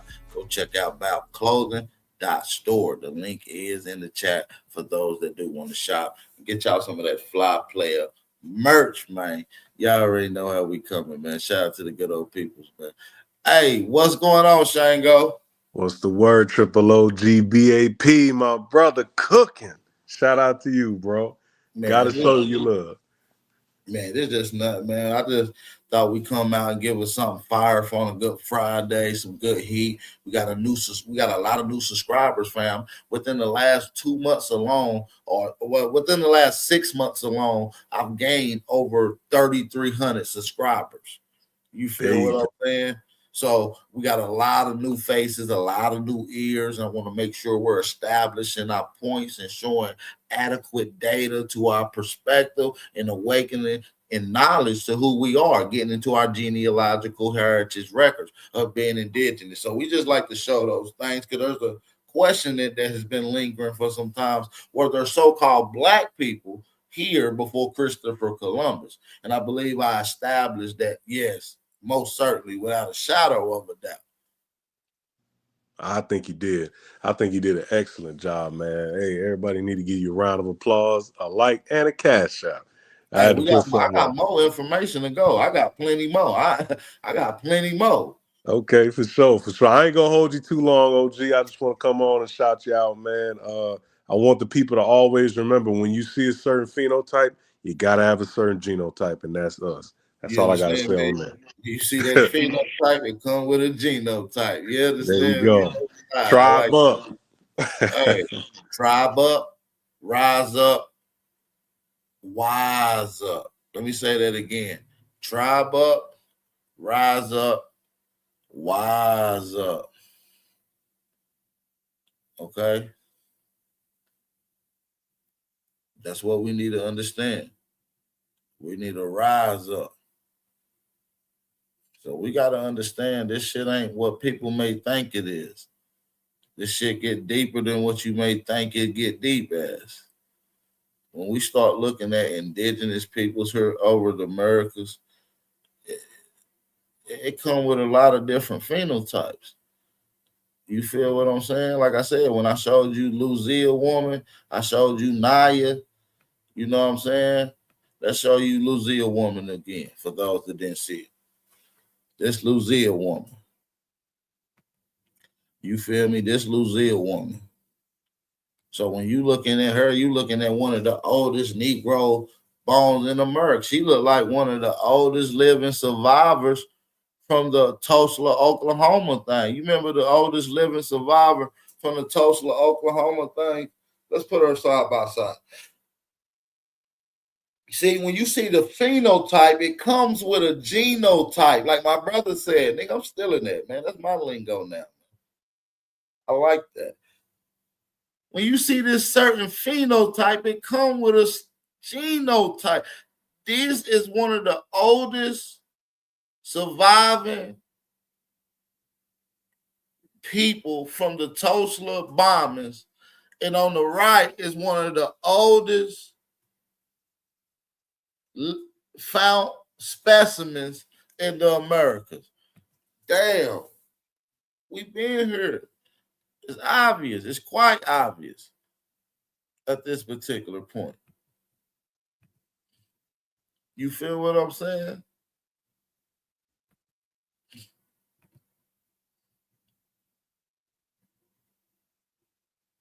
Now look, it said African and Native Americans. This is a book written by Jack D. Forrest or something. Yeah, Jack D. Forrest. Now listen, I don't agree with everything Jack D. Forrest says, and I'm not with that bullshit that these goofies say. If you read something and you believe some of it, you gotta believe all of it. Are you a damn grown-ass goofy, or you just a goofy? Now I don't gotta believe nothing but what I want to believe out the goddamn book, and what I want to believe is what's validated. And so with Jack D. Forrest's book, The African and the Native American, he gets confused on who is the Aboriginal people. You know, the data of the fact is that there are black people like this. This is an illustration from like the, what is it, the 1400s. I think it's from the 1500s of the last Inca kings, or some of the Inca kings. These are some of the 3 Inca kings illustrated in around the 1400s. Y'all can go and look this up. Y'all can go and look this up. Go look up y'all can Google it. Just fact check me right now. Y'all got smartphones. Go look up Inca Kings. Last Inca Kings. Kings list. Just look it up. You're going to find these images. You're going to find these images. You're going to find these images. These are some of the Inca Kings. Found right there in the places that we call Upper Central America, or maybe even Lower North America. You know, Inca territory.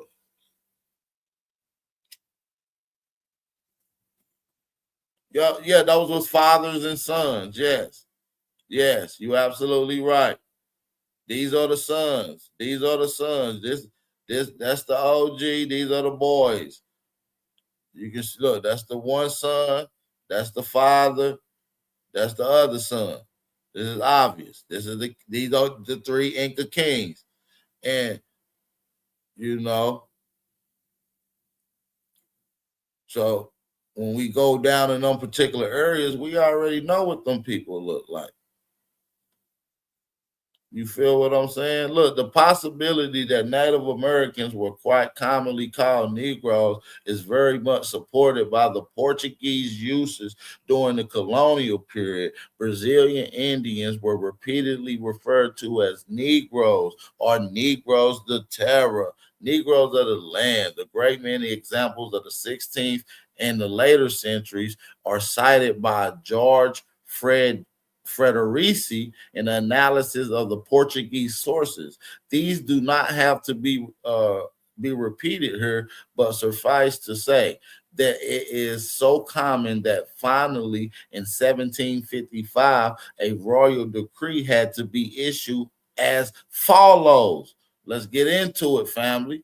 Let's read what it says as follows. Man, before we get into this, man, drop a fire emoji, man. I wasn't even planning on doing no bill. I got off of work and wasn't even going to go live. I just said, fuck it. It's a freestyle. I'm just going to let y'all know. It's a freestyle.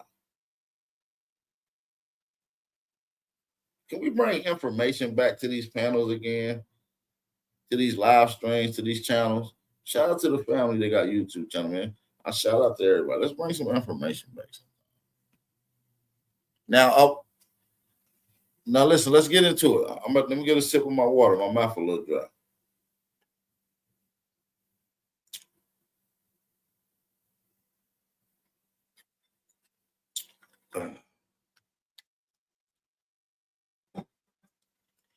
And now I say, amongst the regrettable practices which has resulted in the disparagement of the Indians, one prime abuse is the unjustifiable and scandalous practice of them calling them Negroes. That's of the Indians. They said that was unjustifiable and it was just sick to even do so. It was wrong. It was wrong to call the Aboriginal, aka the Americans, Negroes. But hey, we took it and we look what we do with it, y'all. It said perhaps Basso doing the intent was no other than to induce in them the belief that they were, that they by their origins had been destined to be slaves. This is what the royal decree said in 1755. This is what the royal decree said in 1755, that they disdain to be slaves. So they try to trick them, call them Negroes, so they believe that they origin start off with that they were slaves. All right, that they were slaves of whites, as in generally conceded to be the case for blacks from the coast of Africa. The directors will not permanently henceforth that anybody may refer to the Indians as a Negro, nor that they themselves may use the epithet amongst themselves as in currently cases. Do you hear that? So they banned the word Negro in that particular area because of the way they thought it was going to be a misconception in a heavy form of indoctrination. And if you read in that last passage, it said that the Portuguese man that were calling these people Negro were also calling their self Negro. So they couldn't call their self Negro as currently in the case. So they were also referring to themselves as Negro. Not that they were calling themselves African, but it was an interchangeable word used to describe dark-skinned people. But the royal decree felt like that at some point in time it could lead into people thinking that their origin come from Africa. So he already seen the game plan and the switch up that they was going to try to use it to create paper genocide. You see what I'm saying? He knew that they was going to do that today on us. He had that was a foreshadowing. He damn near a prophet at this point. The nigga that said in the royal decree knew that they were going to use this word against you to try to trick you of your origin.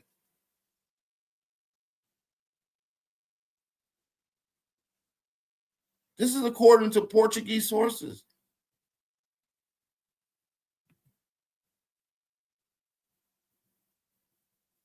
Now, listen, I just showed y'all Lucille woman, and I showed y'all Naya. Now, this is the body and the bones of Naya we about to get into. Right? Now, this is from Walter Neves. Hold on just a second. My kid's calling me. Give me 1 second.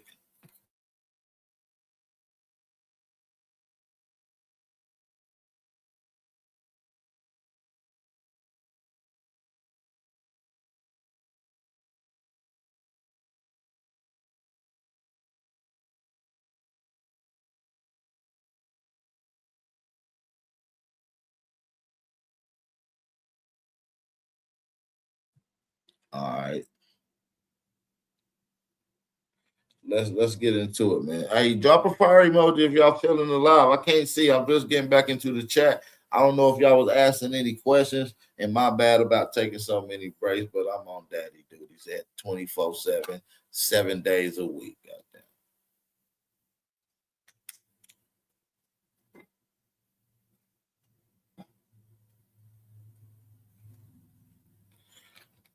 So yeah, man, if y'all got any questions, man, I just want to lock in. I don't want to heavily burrow y'all down with just straight sources, and you know, we break this shit down to a real perspective.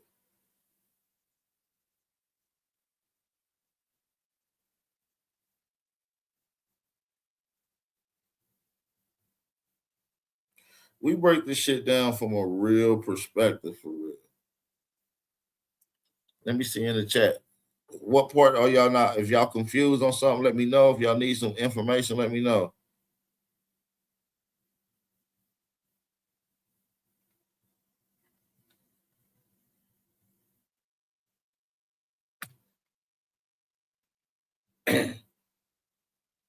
Somebody said acute understanding, respect. I see we got some Grizzlies in the chat. Shout out to this. We about to get into this this Naya results. We're about to get into this Naya shit.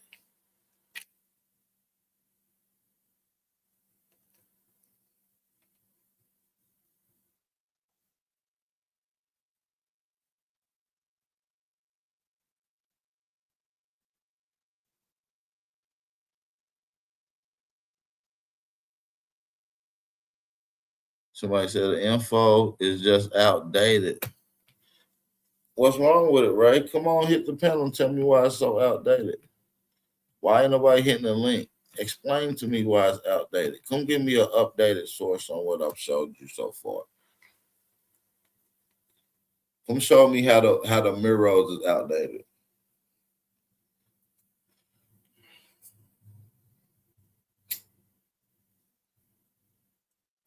Come on, come hit the link. This your chance to shine. I'm gonna give y'all the chance to really be articulate and be smart for once.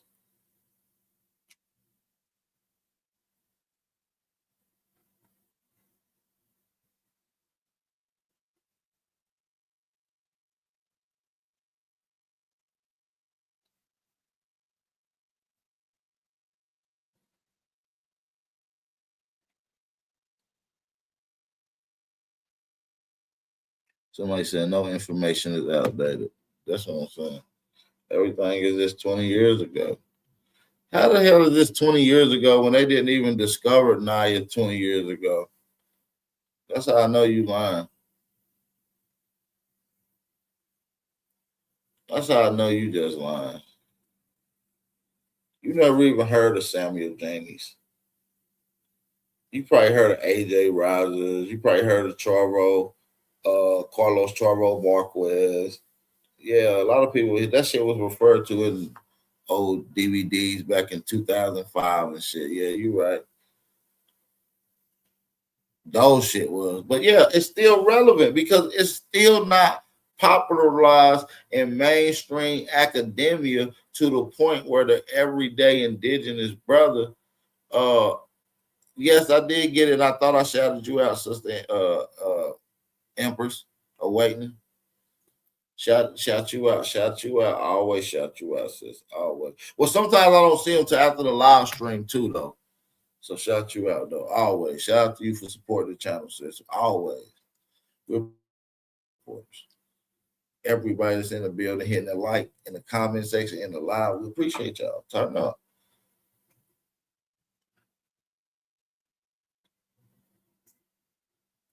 Yeah, but it doesn't mean that it ain't shit. The out of Africa theory old as hell, but yet it's still a working module that is used to add in with the additional information that has been found. Hell, evolution is an old working theory, outdated, but yet it's still been passed around. It's the general consensus. Clovis first is an old module, but yet it get through around in academia. So, of course, a lot of things are old and repetitive, but repetitive is key when you have new brothers and sisters coming into this knowledge. That's the point about teaching. If a first grade teacher every year taught something new, nobody will have the correct academia heading forward. Everybody will be discombobulated. That's why the teacher teach what they teach, the same thing, the same way, the same format every year, and hand it on to the next motherfucker to teach the next shit. That's what teachers do. Come on, man. You got to use your damn brain for something besides a damn hat rack. You got to use that damn head of yours besides something besides the hat rack, man. It's not just the hat rack, bro.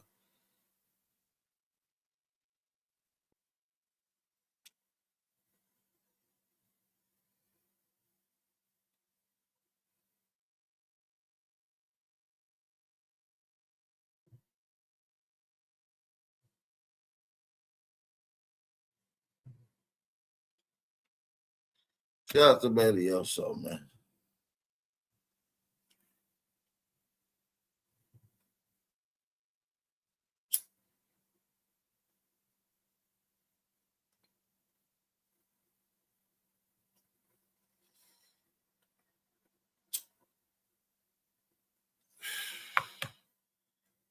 Hit the link, Pan Africans. Yeah. They ain't gonna hit the link, man. Hey, anybody can hit the link. The link is for anybody. This ain't even a free smoke bill. This is a teaching moment.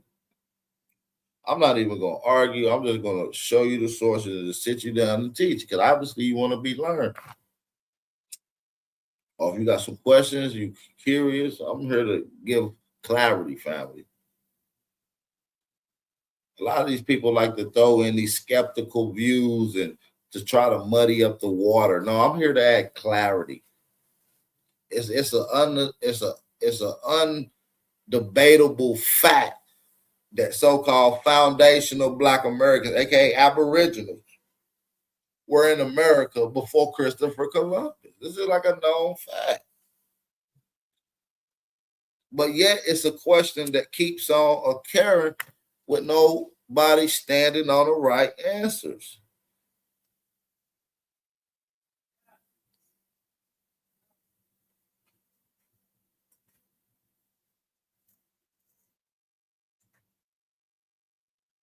I'm just saying, you have to update your info, even your phone updates. Man, your phone don't motherfucking update. They just tell you that. Don't nothing change with your motherfucking phone, though. It be the same old phone. You just put a new little twist to it. It be the same old phone with a new little twist to it. Come on, man. You know what the update on your phone is? It's just a little twist to it. And the way I twist this shit ain't the way they was talking about it 20 years ago, my nigga. The way Bap said ain't the way you said 20 years ago if you was talking about it, my nigga. And if you was talking about it 20 years ago, nobody listened. So what the fuck? How y'all was talking about it 20 years ago but nobody listened? What kind of shit is that?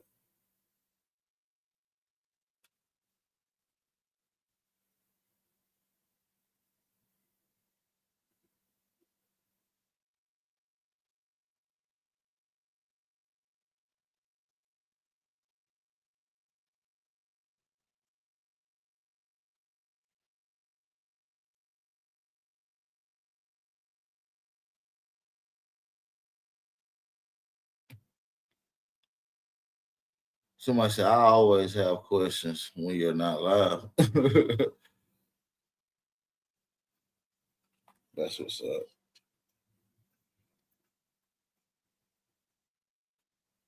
But let's get into this particular source right here. So this is dealing with the Walter A. Neves and Mark Hub. This is the Laboratory of Human Genomes, a craniology expert. They're running analysis. Okay, the quantitative analysis. Now listen to what it said. This is what they're saying about Lucia and Naya bones. They're going to be comparing these things to other bones that was found. They said the comparative morphological studies of the earliest human skeletons in the New World have shown that whereas late prehistoric, recent, and present Native Americans tend to exhibit a cranial morphology similar to the late and modern northern Asian. So listen, so it's saying the morphology of the modern Native American, right, looks like the modern Asian, right? Short and wide neurocranial, high arithmognatic and broad faces, and relatively high and narrow orbited around the noses. The earliest South Americans tend to be similar to present-day Australians, Melanesians, and Sub-Saharan Africans. Now listen, this is key because the modern-day skeletons that is found amongst Native Americans, they say they resemble Asians, which we can see that in a phenotype. But when they talk about the ancient ones, like Lucia and Naya, they're referring them to Australians, Melanesians, and Sub-Saharan Africans. Now, what's unique about that is that Melanesians don't look like Australians. Melanesians don't look like Africans. Australians don't look like Africans. Do you see what I'm saying? None of them look alike, but what it's saying is that these are Negro or dark-skinned people, not like Asians. So it's saying that black people, once again, within a scientific term of knowledge in the comparative of the morphological studies, is saying that these people were in fact black type people, Negroid type of race. Now look, it said that this is the abstract. Increasing skeleton evidence of the U.S., Mexico, Colombia, and Brazilian strongly suggest that the first settlers in the Americas had a cranial morphology distinct from the displayed by the late and modern Native Americans. So it's saying that the first Native Americans, the first people bones that was found in America, the oldest ones, compared to the younger ones, are totally different.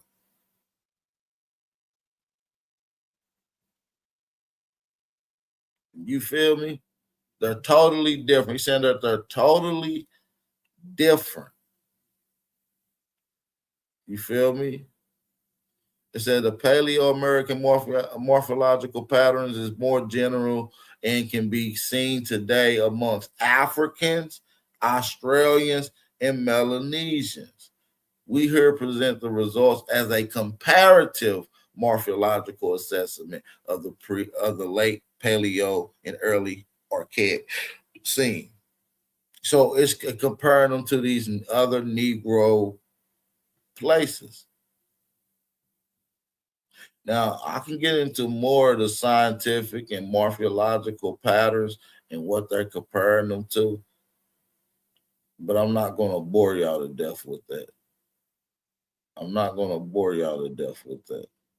But I do want to talk about this Negroid specimen that was found in the Virgin Islands, and I think a couple of them was also found in Bolivia as well. Okay. Shout out to motherfucking OTK in the building. Excuse my language, y'all. Sorry. Shout out to my brother OTK, y'all. Shout out to OTK, man. Shout out to the homie, man. Y'all already know the vibes, man. Make sure y'all come in and hit that like button. Share the live stream, man. This is one of them bills, man. You're gonna enjoy this, man. We just getting into a nice informational bag.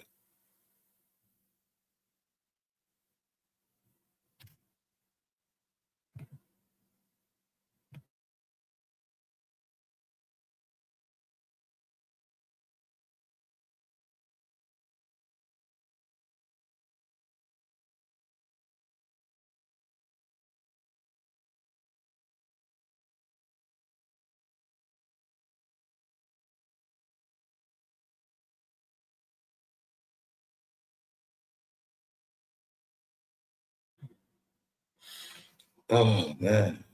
Master OTK, tell him those are teacher bones, tether bones. Come on, man.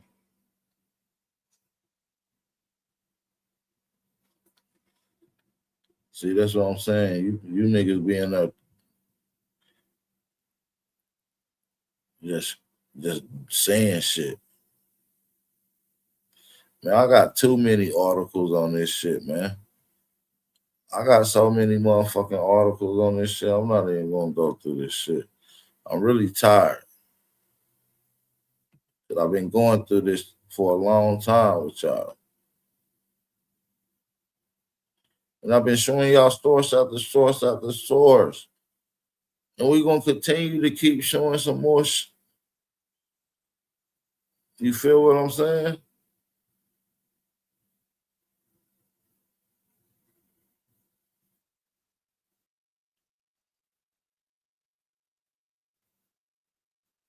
When you start getting into the areas of all throughout the Americas, like what I'm saying is there's no reason why we shouldn't understand these people to be indigenous and dark-skinned all before Christopher Columbus, all throughout the Americas.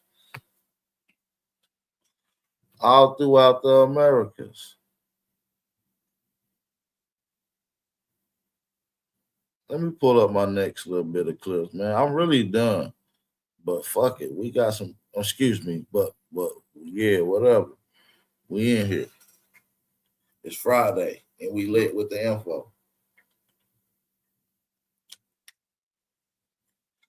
As an indication that some of these expeditions from Polynesians reached the American continent, we may refer to the banana, a plant certainly a native to the Old World, and also widely distributed in the pre-Spanish American. Balboa found on the first expedition across the Isthmus of Panama, a tribe of dark-skinned, heavily tattooed people. Listen, a tribe of dark-skinned, heavily tattooed people with frizzled hair, which various historians have described as Negroes, following a statement that may affect the Peter Moray that these are the regions past 2 days' journey's distance from the Cora, in which they have found only black Moors,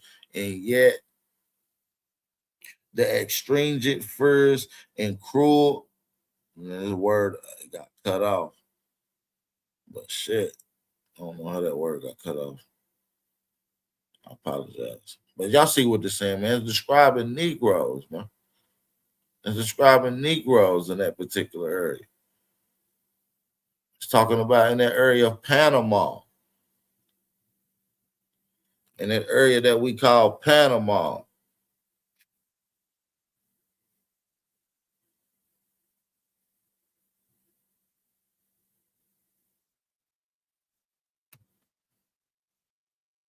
Now look, remnants. I think he locates the Yamasee, I write from memory, to the middle of the eastern portions of Florida, and says that they were accompanying the country when the Creeks came. He described the Yamasee as having dark skin, coarse hair, thick lips, flat feet, and having inferior implements of war to the Creeks. Now, we know the Yamasees were superior because they end up becoming what we call the Seminoles. We know that. We know that to be the case.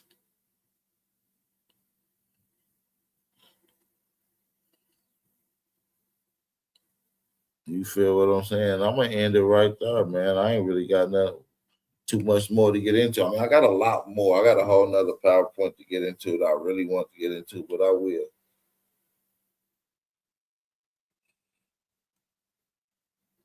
Ray, you was a hater, bro. Somebody block Ray in the chat. Send his ass to the goulash for dick eating in the chat for an hour straight, bro. You was a buster. You ain't even hit the link. You suck. Block his weak ass for forever. We don't want to see no meat eaters like that, bro. You just a meat eater. And you a hater. God damn. I ain't never seen a nigga sit there and chat like a little wimp, a little combative weenie, and chat how much he hates somebody's information in his chat for an hour. God damn, your life is disgusting, dude. Shit. Yeah, I mean, these niggas be all excited in the nigga chat. You suck, your information's outdated. La la la la la la la. Well, hit the link, come give us some updated shit. And still stay in the chat being a damn straight weenie for a damn hour straight. I timed your weak ass, nigga. I had you on a weenie for combative weenie timer, nigga. Your time is ran out, nigga. An hour is too long to be meat riding in the chat, homeboy. Get off my meat. Straight up. Yeah, bro, in here trolling with his little weird ass. He don't even want to come on. He in there because it's really a nigga we know, but he up under a fake account, so he can't really come on because he already committed to the troll. So he got to stay in the chat. No, we done caught your bitch ass. You've been spotted, fam. Your ass is got. These niggas be the same niggas we be calling out and going in on. They be up under fake accounts acting like random people. Like, yeah, this information outdated. Some of them times it even be Indians, bro. Sometimes it even be American Indians, Bailey. Also, sometimes it be a hating ass Indian that I done went in on. Probably a meat rider that was on the list. And they done created a little fake account and they can't come on because about they're gonna know their voice because I done put them on the meat riders list. Or they done made it on the dummies list. You feel what I'm saying? They be holding these grudges and vendettas against Bow. I mean, for real, man. Look, he done went and created another page right here. Boy, you know you good as block. We got sharpshooters in the chat, man. We got a zero tolerance for goofies and meat riders. We got a detector up in the chat that's going to spot you quicker than motherfuckers. I think that could have been Ray Sunfire. Now, that wasn't Ray Sunfire. I like Ray Sunfire. He's a good guy. No, that wasn't Ray Sunfire. Ray Sunfire don't talk like that. That was a meat eater. Trust me, Betty. So come on, man. You got to get your antennas up. You got to learn how to spot these things. You know, these type of meat eaters is a rare specimen. You know what I'm saying? But yeah, man, that's going to probably conclude today's live stream. That's probably going to conclude today's live stream. Shout out to everybody that's in the building. Hit that like button, thumb up the video, support the channel. It's your brother Aboriginal Power, man. Y'all already know how we coming, and we out this mug. Peace. I'm on the block with the snakes and the rats and the cops, so I gotta hide it. All on my top, put all of my dick in the stomach, I give it a Heimlich. Really was broke, I come from the bottom of the yoke, now I need the finest. All of my bitches, they be the finest. All of my diamonds, they be the finest. All of my fabrics, they be the finest. Put on the ladder and came at stagnant. All of these VVs, now they blind. I know my persona, really enticing. Brought on that pussy, just like I'm Tyson. Hit on that pussy, just like it's lightning. Back to that money, I'm not dying. I got a touch for the money like Midas. Out to my hood, I try to unite it. I know the feds, they wanna indict it. Gun in my leg, I come invited. Run over drip, them boys are biting. She love with me, got her excited. She like the nigga, no stones on my eyes. And I got a touch for the money like Midas. Out to my hood, I try to unite it. I'm on the block with the snakes and the rest of the cops, so I gotta hide it. All on my top, put all of my dick in the stomach, I give it a Heimlich. Really was broke, I come from the bottom of New York, now I need the finest. All of my bitches, they be the finest. All of my diamonds, they be the finest. All of my fabrics, they be the finest. Put on the ladder and came back stankin'. All these VVs, now they blind. No more persona, really enticing. Bought on that pussy, just like I'm Tyson. Hit on that pussy, just like I'm lightning. Back to that money, I'm not dying. I got a touch for the money like Midas. I got a touch for the money like Midas. I got a touch for that money like Midas. All of my bitches, they be the finest. All of my diamonds, they be the finest. All of my fabrics, they be the finest. They be the finest. They be the finest. They be the finest. They be the finest. They be the finest. Yeah. Oh. Yeah. Oh. Yeah.